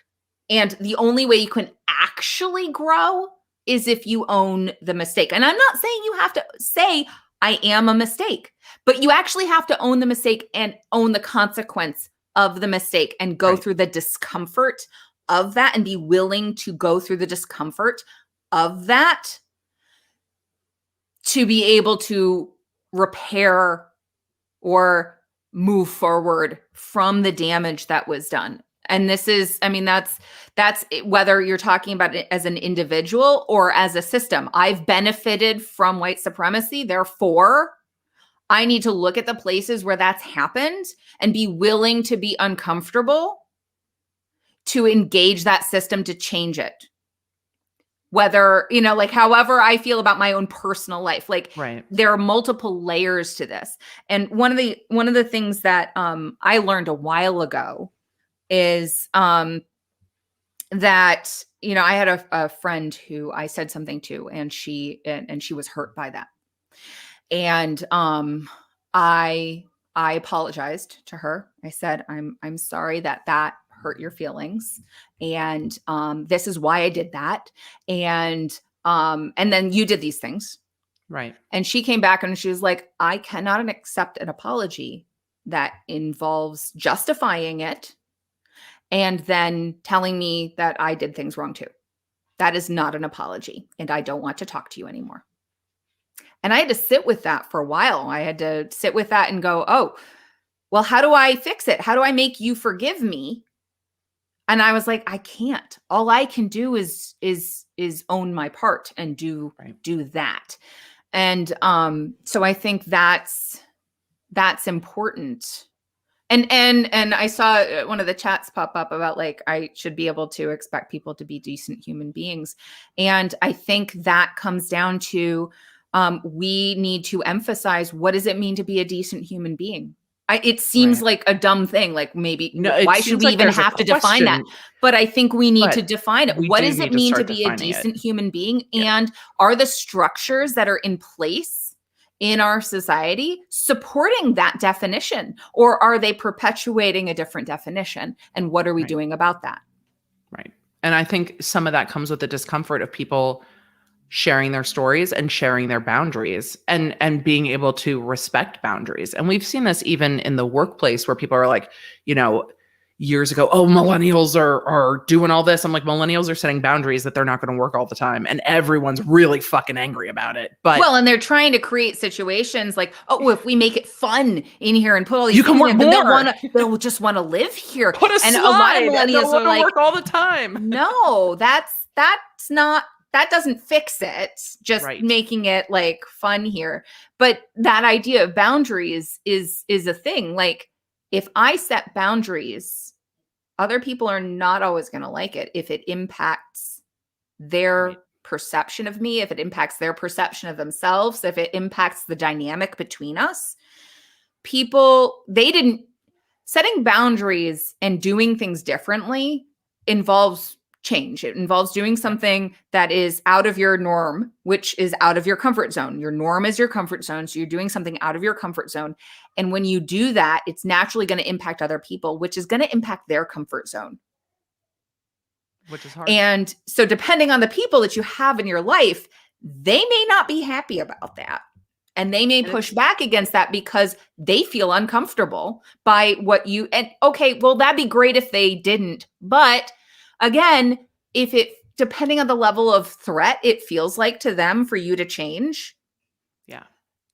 So anytime I work with people around setting boundaries, I want there to be an awareness there that like, look, it may help to have a conversation when it comes to the people that you care about of like, I'm doing this and I want you to know, and like,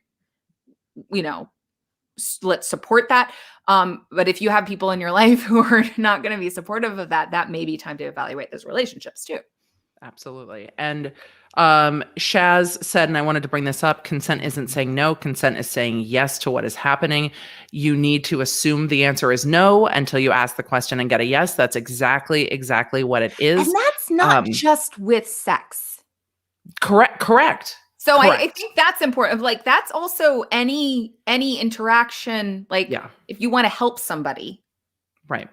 And I highlight this just because it comes up a lot, because I work with a lot of people who are very empathetic and want to help people because they feel uncomfortable when other people are unhappy. And so they want to fix other people instead of letting them be where they are and just holding space for that. Holding space for other people and not assuming they want you to get involved is another piece that I think is important for us to remember. Because we have to let other people be in control of themselves. And that means sometimes it's uncomfortable. And we have to, but we also have to trust. And right now, I feel particularly there's a lot of distrust that other people will, and we don't all have, not everyone has the same values. Not everybody has the same moral compass. I mean, we see this with the Grammys. There are people losing their minds over Megan Thee Stallion and, Cardi B. And there are people who are like, I don't understand what your problem is. So we don't all have the same compass, but we're not all coming from a trust place. So it's very hard to establish boundaries when you don't trust that those will be adhered to. It's called listening. We don't know how to listen well in this society. Yeah.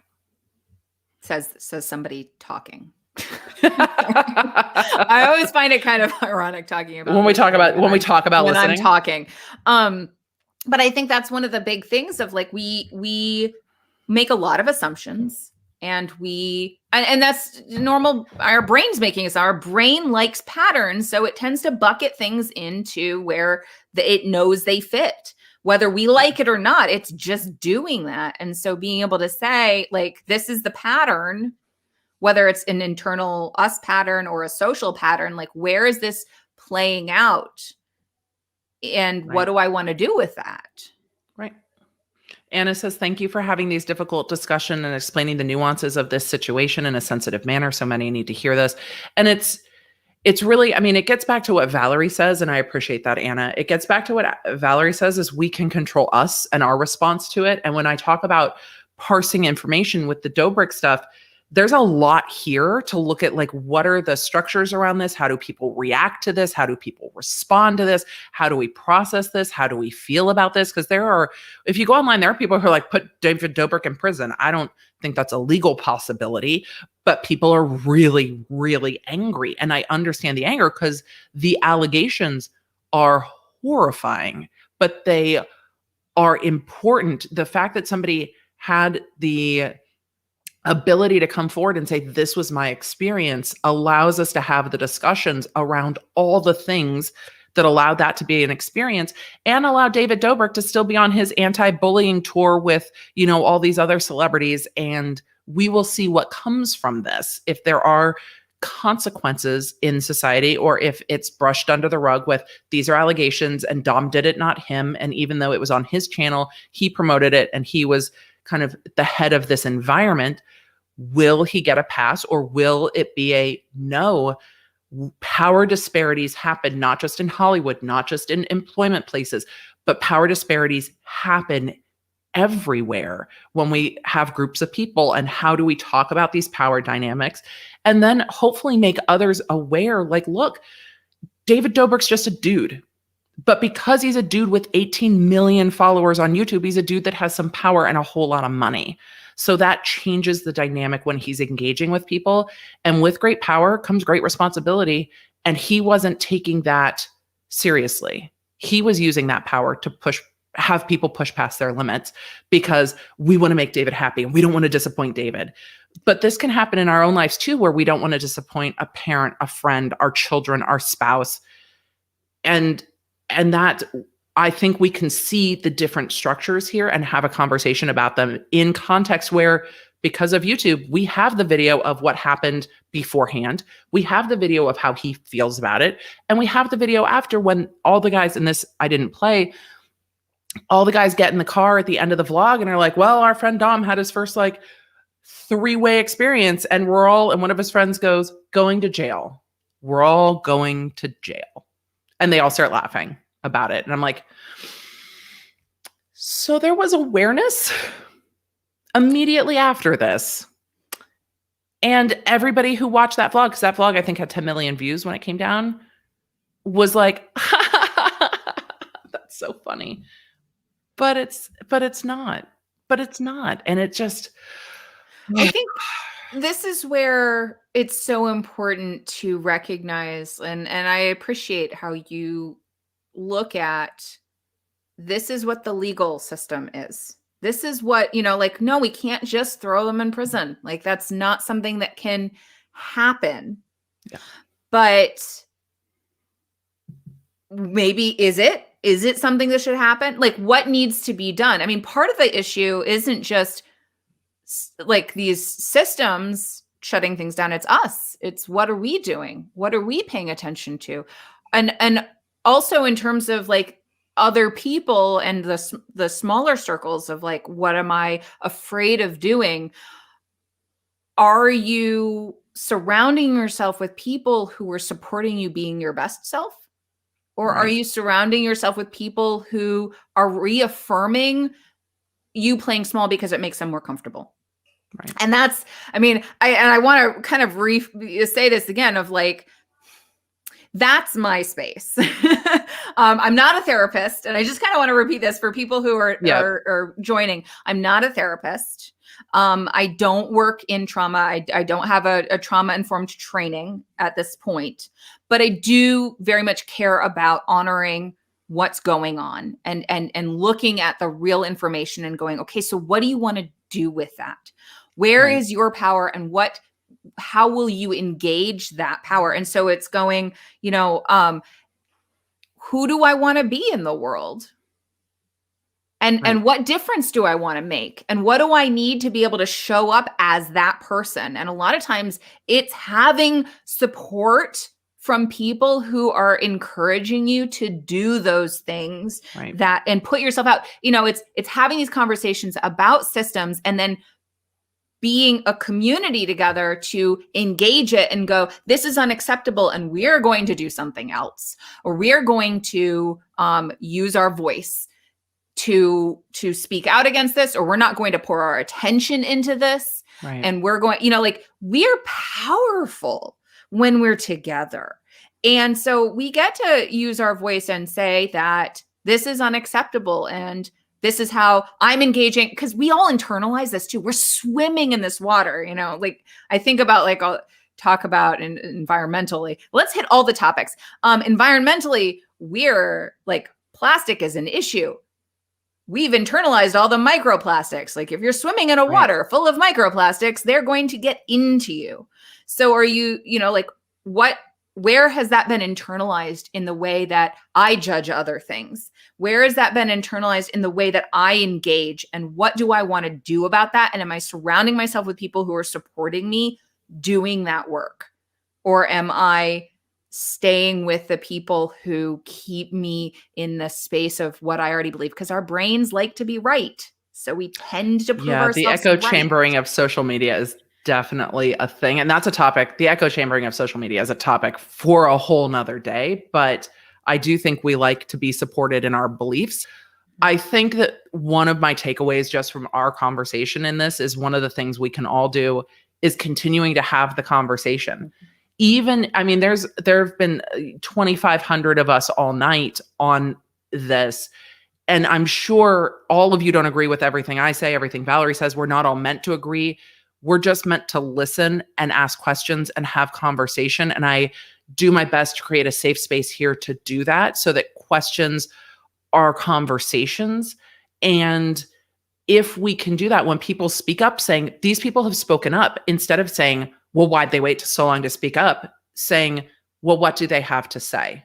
And maybe why is this coming up now? This is coming up now with David Dobrik because I believe it was Big Nick was the first one to speak up and say, this was a toxic environment for me. I didn't like what happened. I know I look like I'm laughing in the videos, but behind the scenes, I wanted to hurt myself because I didn't want to live because it was so hard for me to go through. And he spoke up. And then Seth spoke up. And now this woman has spoken up. And others are now able to speak up because the rest of us are saying, we hear you and we're hearing your experience. And what happened to you is not okay. And then everyone else who has had a similar experience, and I'm sure there's too many of you that have, can know what happened to you is not okay. So that even if we freeze in the moment like you did with your son, you can process it and say, and maybe next time my response won't be to freeze because now I understand why I did. Because there's still times when people say things and I'm like, did you just say that? Like, you didn't just, like, that's not okay with me. Why did you, what's happened? And you just, it still happens. And it happens. I've talked about the times it's happened at work where I've frozen when people push my boundaries, and it gets very hard to act because you're frozen. And afterwards you're like, that wasn't okay. And if you tell somebody this happened and they go, that wasn't okay, you're like, yeah, that wasn't okay. And that gets back to listening, I think, being the most important thing we can do for each other. And when we see our news stories and see people saying, this is how this is making me feel, okay. Yeah. Well, Let and me listening listen. and saying, how can I support you? Yeah. What can I do to support you? Versus assuming that Right. you know what you can do to support, saying, what How can I do to support you? And then I hear you. What can I do to support you? What can I do to support you? If we just followed the Navi with like, I see you, like if we just started there with I see you, it would be a little bit easier because I can't have all the experiences in the world. None of us do. But saying, I see you, what is your experience with this? And we can listen. And it's not about us, but I think people center themselves into things so much because it is one of the ways we're empathetic. It's like, this is your experience. This is my experience. But when people are in trauma, that doesn't help. It's very hard because that is how we try to empathize that way. Is like, I feel your pain. I know. And that's actually one of the things that I was trained when I was doing my training was it wasn't saying like, I understand. That's understandable. It's taking, so like what you're hearing, it's not centering yourself. As I'm sharing now, I'm sharing about like, I'll share my experiences because that's what this space is me, I'm helping understand through sharing things that I can express. And, I talk about my son because that's one of the places where I've held even more shame than my own experiences where I didn't speak up. Right. So that's like very heavy. So, sharing these places to help normalize, to help understand that like we're human. And, but when it comes to when I'm working with somebody, when I'm coaching somebody, a lot of it is about helping normalize. Well, if you were thinking this, then naturally that would be how you would feel and you would act that way. That makes sense. The pattern always makes sense. The pattern always makes sense. There's always a reason for that pattern of the thought, the feeling, and the action. always. So normalizing that, if we can see how it ties to your values and like what's deep seated, whether the value is something that you consciously chose because it feels good, or a value that you're holding because you're afraid of what will happen if you don't hold that, like whatever that is, that's what we'll look at is understanding, okay, this is the pattern. Now, what do you want to do with that pattern? Right. I don't tell you what to do with that pattern. That's not me to decide. I am not the expert of your life. You are the expert of your life. If only everyone could walk through life feeling I am not the expert of someone else's life, wouldn't that Twitter wouldn't exist. Not to make light, but isn't Twitter the land of I'm an expert in somebody else's life? Private Joker, I just wanted to say thank you for sharing this. I felt for the longest time that the trauma I suffered was my fault and therefore was ashamed of coming forward because I thought I would be shamed because I'm a guy. And trauma doesn't know boundaries. It doesn't matter if you are male, female, non-binary, gay, straight, race, identification. It doesn't know boundaries. Trauma is trauma is trauma. And I think a lot, because of shame, I don't think we realize how many of us have experienced different types of traumas. Because if we talked about it without shame, I think we'd all be able to understand each other a lot better. But shame keeps us from doing that. And it's been a very heavy conversation, and we do need to get on to court of public opinion. But I told people I would leave time for questions, and I've been weaving them in a little bit. So with the Dobrik stuff, yes, I mentioned that he posted it on a smaller channel. Yes, I mentioned that he turned off comments, even though he said, let's talk, and obviously doesn't want to talk. This is something I think we're going to continue to see things coming forward with him. And hopefully as things continue coming forward, we can listen to what people share and say, these are their experiences, and that's the things that are being done are not okay. And with Dobrik, a lot of it's on video. So people can go back and look for themselves and be like, this is or is not okay. Somebody was saying on Social Blade, there were millions of views deleted today. I'm sure he's going back into the catalog and cleaning things up because they're not okay. And I think these things were never okay, but people were more afraid to speak up 5 years ago, 10 years ago. Like, it was never okay. It's just now there's more of us going, you're right, it's not okay, so people can speak up. So to date, we've really talked about the fact that you don't get to choose your trauma response. If nobody ever told you that, you don't get to pick your trauma response. It happens. And then you get to process it, which can be really hard work. I saw a question about, will there be criminal stuff in this case? I don't think there will be. I don't think charges will be pressed. No one has gone to the police with regard to the Seth situation and the woman that spoke to Insider. It is their choice to go to the police. They haven't gone to the police, and they might choose not to. I also think David is tangential criminally. David is tangential to the things that happened. So it would be very difficult for a criminal prosecution for David, because he was not the person who was acting. He created the environment, but that's not how criminal law works. And getting into the deep law theory of aiding and abetting, maybe the person who bought alcohol, but again, this would require a victim to choose to go to the police, and they may not choose that. And that's their decision. The criminal process, particularly when it comes to assaultive and sexually assaultive type crimes, can be very difficult for victims to walk through. And some choose not to go through that trauma, and that's okay too, if they are protective. So no, I don't think that we will see criminal charges on that. And I appreciate you, chat, for engaging in difficult conversations. So somebody's saying, sorry, I see Adam in the trunk. Adam, hi, I'm drunk. And here, I love you, Emily. Hi, mods. I hope you're happy and thriving. I'm excited to watch you hear this convo. Adam, this is not a drunk convo. I think you're fantastic. This is not the one. Shouldn't you be packing to move? Go pack, Adam. We adore you, but go pack. Adam's moving country in the middle of a pandemic from Ireland to the UK. So Sarah says, thank you, Lawnards, Valerie, Emily, and the mods for making a safe and caring space. What does my support need to be and look like for you? Yep. That's what it is. That's what it is. This was a night of healing for many of us. Thank you, Ajax.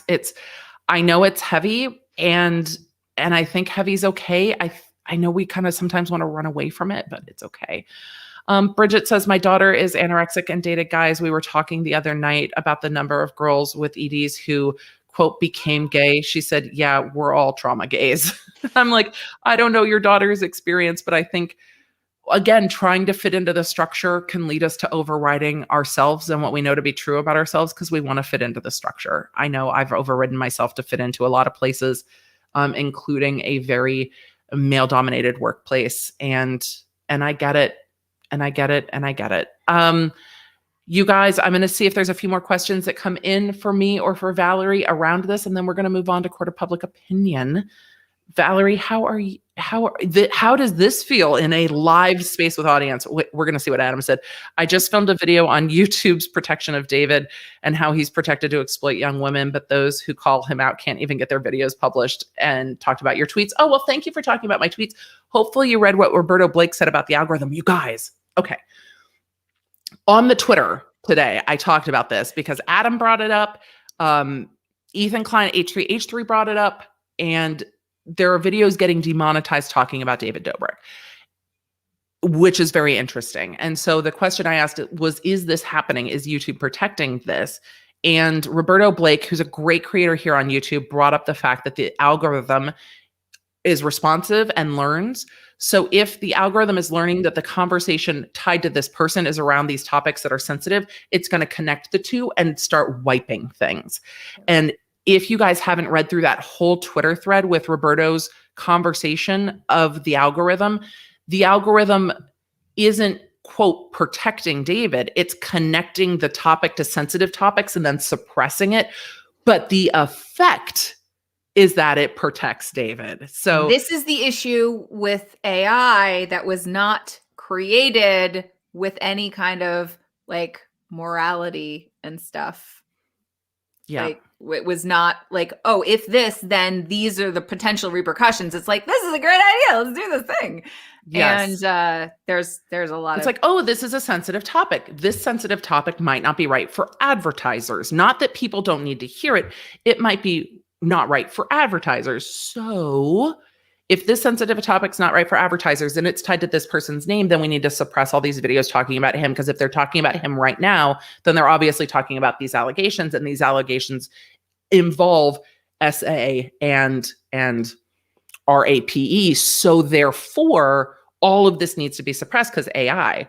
But the effect is that it gets suppressed so not as many people can see it. And it was a very interesting nuance because the feeling is like, fucking YouTube's protecting this, but the actuality is that's the effect of what the AI is doing to try to protect advertisers. which doesn't make it okay.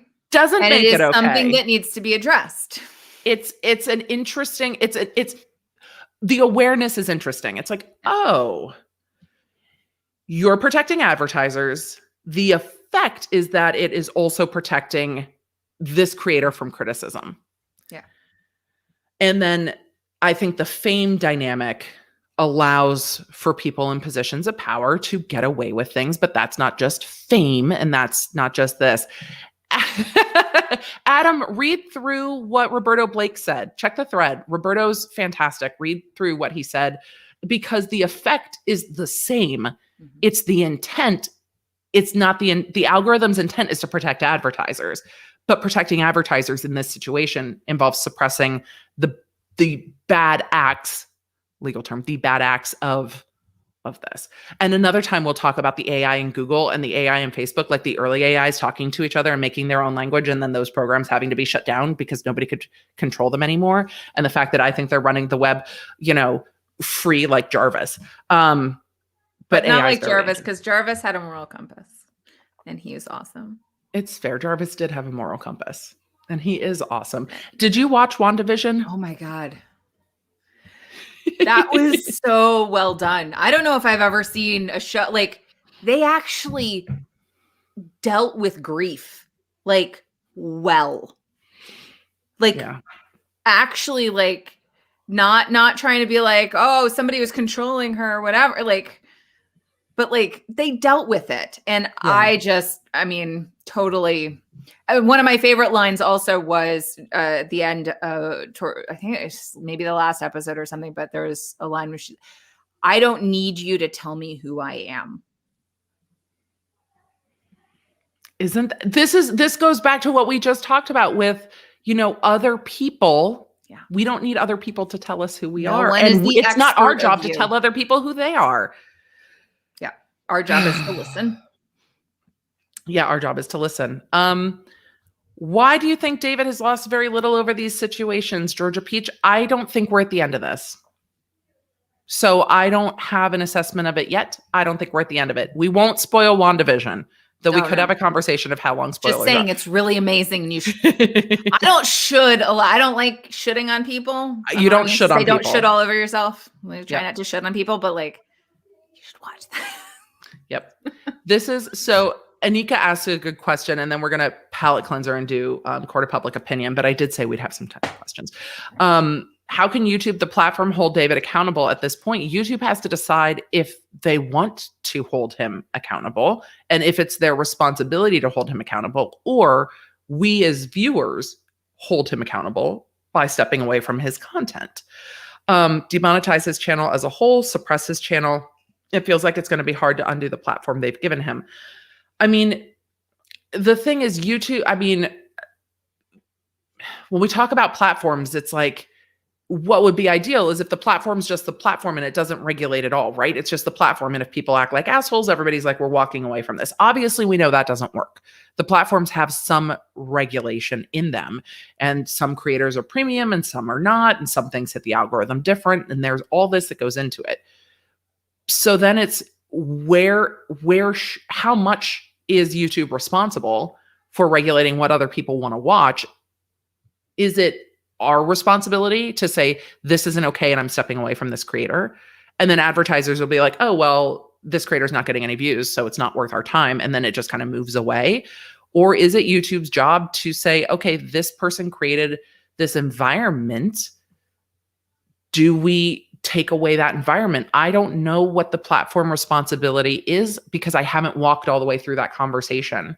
Because at the end of the day, he created that friend group environment because of YouTube and because people were watching and because it was monetized. But if everybody stopped watching, would that have the same effect? There are so many layers to that. I know there are. Because we are taught to follow a line of thought. We are not taught to think critically. And so there are a lot of people that we've seen recently follow a line of thought that's laid out to them. And it usually plays into a dominant narrative, and they follow the line of thought, and we end up with problems. So, I mean, I think there's so many layers of approach that need to happen. I mean, there are going to be people who leave. There probably will be some repercussions, but the platform itself, I mean, it's like what you were saying. I would say at least an AI responsibility. It's your AI. If it's creating the situation where people aren't seeing what's happening, but they're seeing the fun stuff, but not the criticism. Yeah, the apology video hit trending. The videos that criticize got demonetized, and because they get demonetized, they don't get pushed the same way. And because if you follow the money, it's not that it's like, oh, we're not pushing it because of the subject matter. It's like, oh, it's not suitable for advertisers. So this becomes a follow the money. But then what is his stuff suitable for advertisers? Is what he was doing suitable for advertisers, but the criticism isn't? Like what's being those are the questions that need to be engaged. Those are conversations that require this follow the money, because our values and the values of YouTube as a publicly traded company probably aren't going to square on this. And so it's really where's the platform's responsibility? Where's the creator's responsibility? And when these valid concerns comes up, it's like, no, this video was on your platform. And this is what happened in that video. And if I talk about that video, I'm demonetized, but that video was on your platform and was monetized. These are the conversations, though, that at least it coming up allows the conversations to be had so people can start asking the questions of the CEOs saying, how are we dealing with abusive creators if it's proven to be true? Not just, I don't like, because then we balance speech, right? Because YouTube's not a government agency. So YouTube can censor if they want to censor. It's not free speech through the government, but also as Americans, we have this like, well, I can say what I want. And if you don't like it, you can walk away and go somewhere else. But where are the boundaries of that too? Mm-hmm. Where are the boundaries of, okay, but what you're doing is actually harmful. Not just I don't like it, actually harmful. And where are those boundaries? And this is the beginning of a conversation that has a hard thing. Jane Doe asked, hypothetically, could people who have been harmed by David press charges for those significant misdemeanors? The USCIS denies David's annual DACA renewal application, exploitation and violence towards the squad. See, I don't know enough about how USCIS is processing the DACA applications. And for all of you, DACA is for people who are, resident non-citizens in the United States. Dobrik is a resident non-citizen. Why he's lived here since he was like 6, why he never applied in 20 years for citizenship is a whole other conversation. But could they press charges? They could. Well, I had other videos about how the criminal justice system works. Could they make a police report? Of course, that is their choice. If that police report gets taken to a district attorney and charges get pressed is a whole different matter that might actually not work in some of these situations, because in the Seth situation, Jason Nash was the person in the mask, not David Dobrik. In the, with this woman who was, RAPED at the house, Dom was the one who did that, not David. So can those things be criminally prosecuted?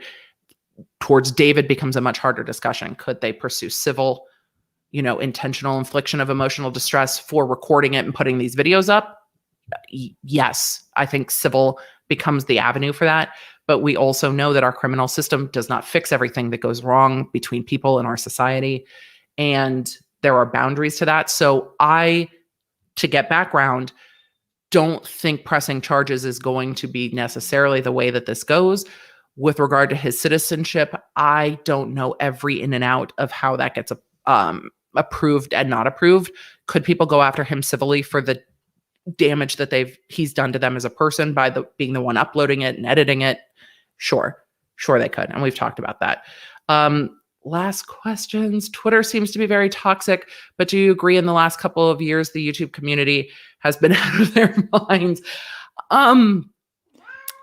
On the whole, you get pockets of it, right? Because I find this channel and the community here to be very uplifting and very encouraging. So I think there's pockets like in everything. There are toxic people that can be anonymous and lash out in Twitter, but also in YouTube comments. And I think for me, I take very seriously the fact that I want to create an environment for conversation and to create a safe and welcome space to have differences of opinion in a respectful way. But YouTube can be hard too. And I think it's very weird to deal with the sudden growth that can happen on YouTube. I think on TikTok as well, or any social platform. And without doing the internal work, I don't know what it would be like to be an early 20-something making, there were some estimations that Dobrik was making $250,000 a month. There's no rule book for that. There's no compass for that. Like, what do you do when you feel like you can do no wrong and you've got all the money in the world? How do you behave? And how do you know that that's not okay if everyone around you is like, it's great. Yeah, man. Bleh. Where do you learn? Well, now people are coming forward and going, this was not okay. But the harm's been done. So might be part of the conversation around teaching people about, money and thinking, how we think about money and how it doesn't mean you're great just because you make money. That's a whole nother thing about like validation through money and like whether what success looks like. What is success? And yeah, it's very very hard. So you guys, if you want to do a criminal dive into this stuff again, we can do a criminal dive into this again. But for tonight, we have had very good conversation around how we think about things and how we talk about things and how we can show up to things that are hard with, that's understandable. I've heard you. How can I support you? And I think that's fantastic. Your cat, just because we do need to get into court of public opinion, but I do need to say hello to your cat. And so I feel like I should say hello as a cat as well. Now, chat, you guys have hung with me. The chat loves Lawyer Cat. I am not a cat. Do not attack me. I am not a cat. I am not a cat. I am not a cat. I'm not a cat. But he is. The chat, meow back. Meow. I'm here live and I am not a cat. Lawyer Cat sees you. Law nerd, paw nerd, Valerie's paw nerd. But the chat has been so friendly to us this evening and has engaged in hard conversations, and the mods have hung out with us. We're still over 2,000 people. It's over 2 hours in, and we need to get to court of public opinion. So I'm going to roll it. And when we come back, we're going to tell them the question, and Valerie, you and I will have a little debate, and then we will wrap. So you guys, are you ready? Are you ready for court of public opinion?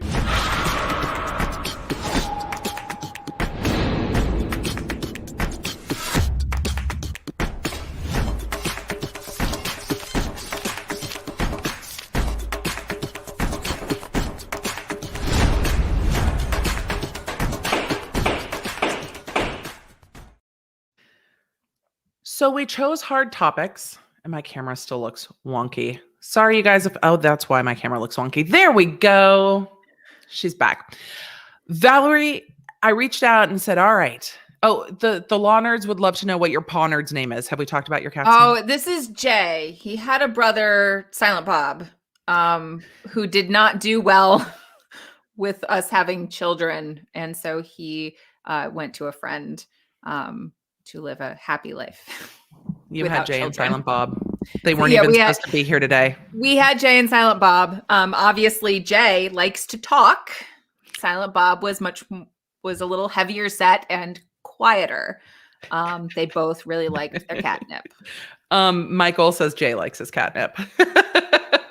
Yeah, and yeah. That is true. That is true. He likes his catnip a lot. Actually, he likes dinner, and right now he's complaining because he has not been fed yet. Does he say snoochie booches?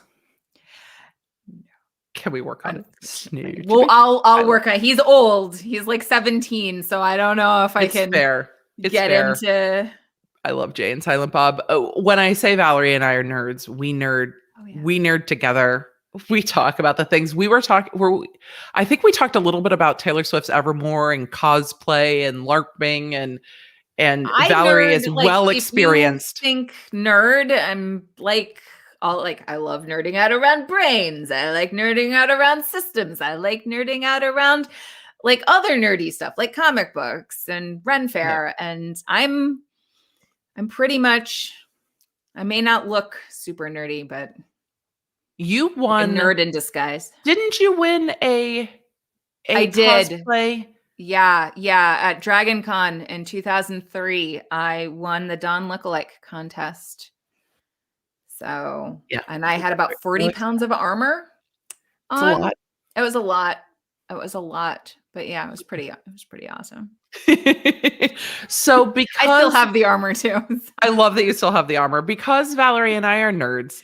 The chat wants to know what your go-to cosplay is. You can keep it PG. I like to keep it. I like variety. So usually if I've done one, I need to do something new. I'm also a costume designer. So like that's my theater and costume design. People commented on like my expression that when I did improv, that was like, I don't think words fast on my feet, but I express. So that was always like my go-to of like, I make the faces.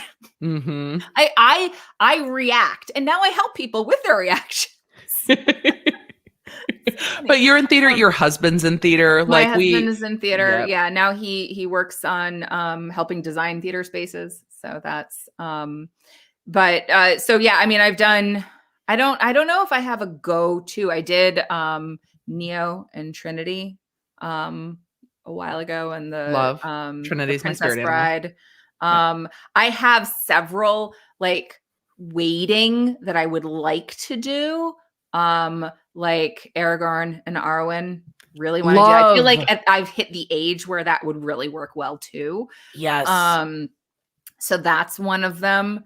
Yeah, Yes. I mean, I love costumes. But since I've had kids, I don't have a ton of time to make them. It's a fair thing. And in that, we decided that we were choosing very, very hard conversation. Now, I realize that last week's was hard conversation. Last week's court of public opinion was you can only keep one condiment. I did not put hot sauce and sriracha on there. That triggered people. I get it. I'm sorry. It was ranch, ketchup, mayonnaise, and mustard. Ketchup won. Yeah.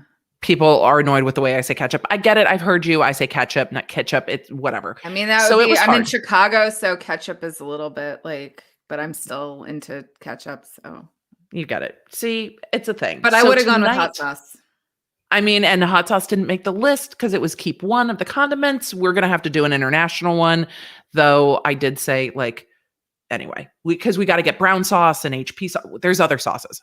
But this week, we're going with a very broad topic. Marvel versus DC. And I think we need to give some context of how do we choose best characters, best movie franchises. Are we going, because if we go best movie franchises, like Marvel smashes and DC doesn't have a fucking hope. But if we go with best characters, can we go with best characters? Is that fair? Yeah, I mean, I think, you know, one of the other things that I think about is best engaging, like most engaging universe. Most engaging, but like, because I like exploring systems. One of the things that I've always loved is looking at, like, I mean, one of my study projects in college was the sociology of science fiction and how art reflects. Like, I fucking love that so much. Law was so boring. Like, political science was not as much fun as the sociology of science fiction. Damn it. Yeah. Well, my honors thesis was on the confessional nature of first kisses in film. What? Yeah. We have not discussed this. Yeah. This is a whole nother conversation. Oh, yeah. Way to start World War III. Look, Miss Malin, yes, but we are all law nerds and we're here to discuss the nuances, which is why we're talking about how to decide the answer. So what I personally look at is, are they engaging hard conversations? Are they doing what we're trying to do here? What one does that best in terms of addressing the things that need to be addressed? Because art reflects life, life reflects art.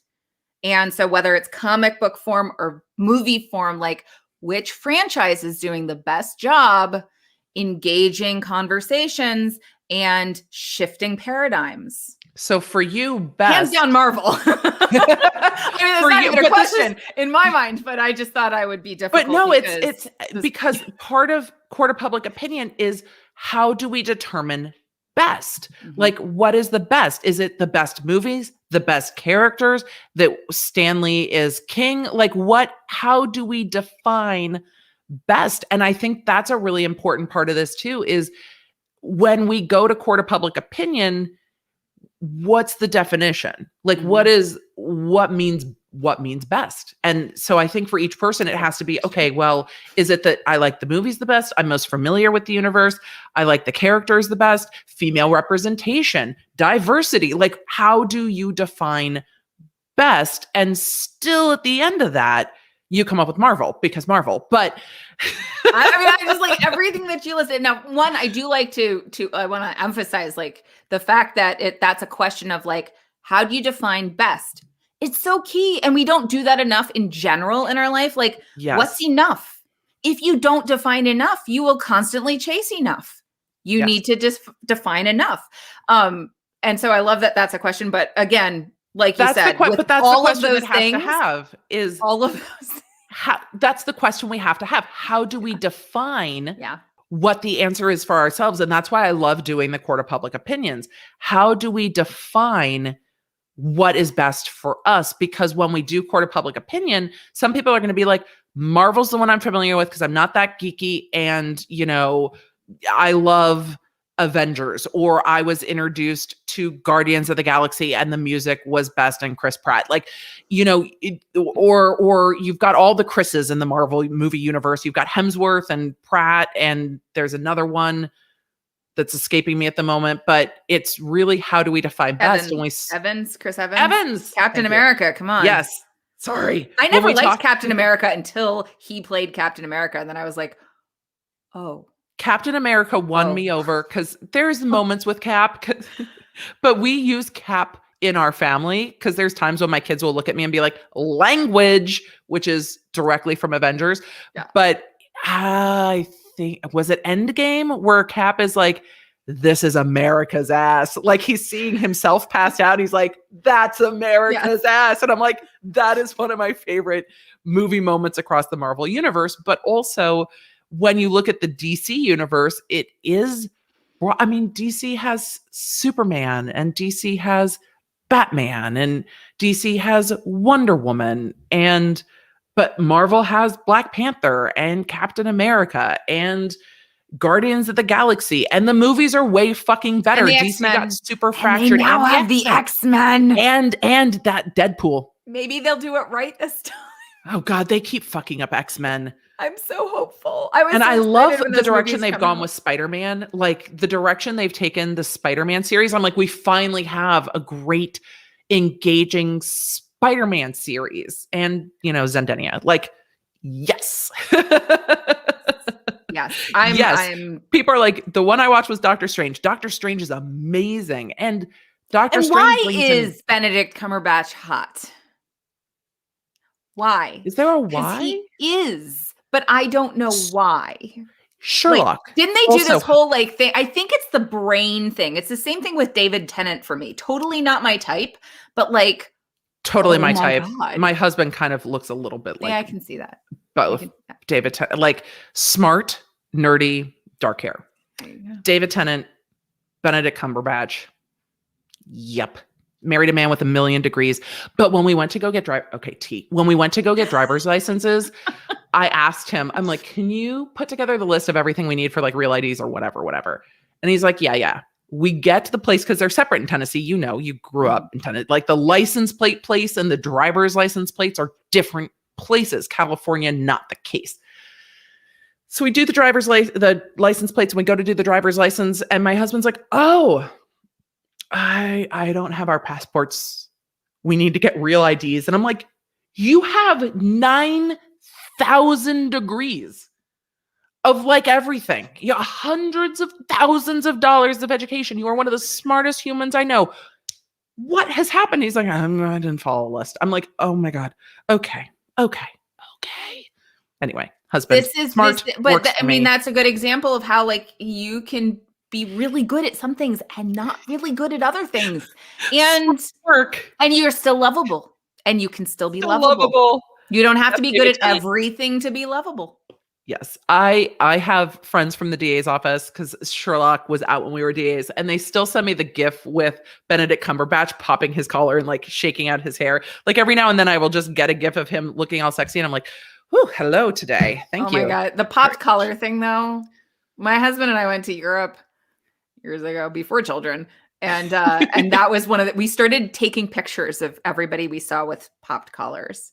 That was the joke was look at all these popped collars. Popped collars. Also, when there's more weather, the popped collar makes more sense when you actually it was just it was warm. It was a style thing. And it's not my, but I've never been stylish per se. So, same.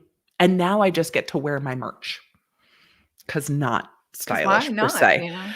So the chat has definitely had a very hard Marvel lean, for sure. So as always, chat with the court of public opinion. I am going to put up the poll on Twitter and here on YouTube. And then on Tuesday during Coffee and Cursey Words. We will rule one to rule them all. And I love that y'all get to decide how you define best, because that's one of the conversations that happens, particularly in the community tab, is like, how do we decide best? That's part of the court of public opinion, defining how we make the decision. And that's something that is important. When people are like, well, how should YouTube punish David Dobrik? It's like, how do we define the problem first? Like, we're going to need 3 more episodes to get to defining the problem. And then I generally like what questions. I just to throw one little more nugget here of like, when you ask why, it feels judgy. Why did you just, no matter how nicely you say it, why feels didn't judgy. you bring Why the would you do that? passports to Why get the didn't you do driver's that? licenses? It As opposed to always what sounds happened judgy. that you forgot to do this. Yeah. Also What could we judgy. do differently next time? What could we do What better? would help you remember? Versus, and then how always creates a sense of overwhelm. Like, how? I don't know. Like, the natural response to a how question generally is going to be, I don't know. So if you can find a way to what does that mean to you? That's one of my favorites. Like, what does that word mean? You keep using that word. What does that word mean to you? What is best? What is best for you? What is best? The mods are like, it's twinkle, twinkle time. It is, you guys. We are at 2 hours and 25 minutes. And I'm sure Valerie's with me, having to use the restroom at some point. We're going to. And we're going to put the poll up.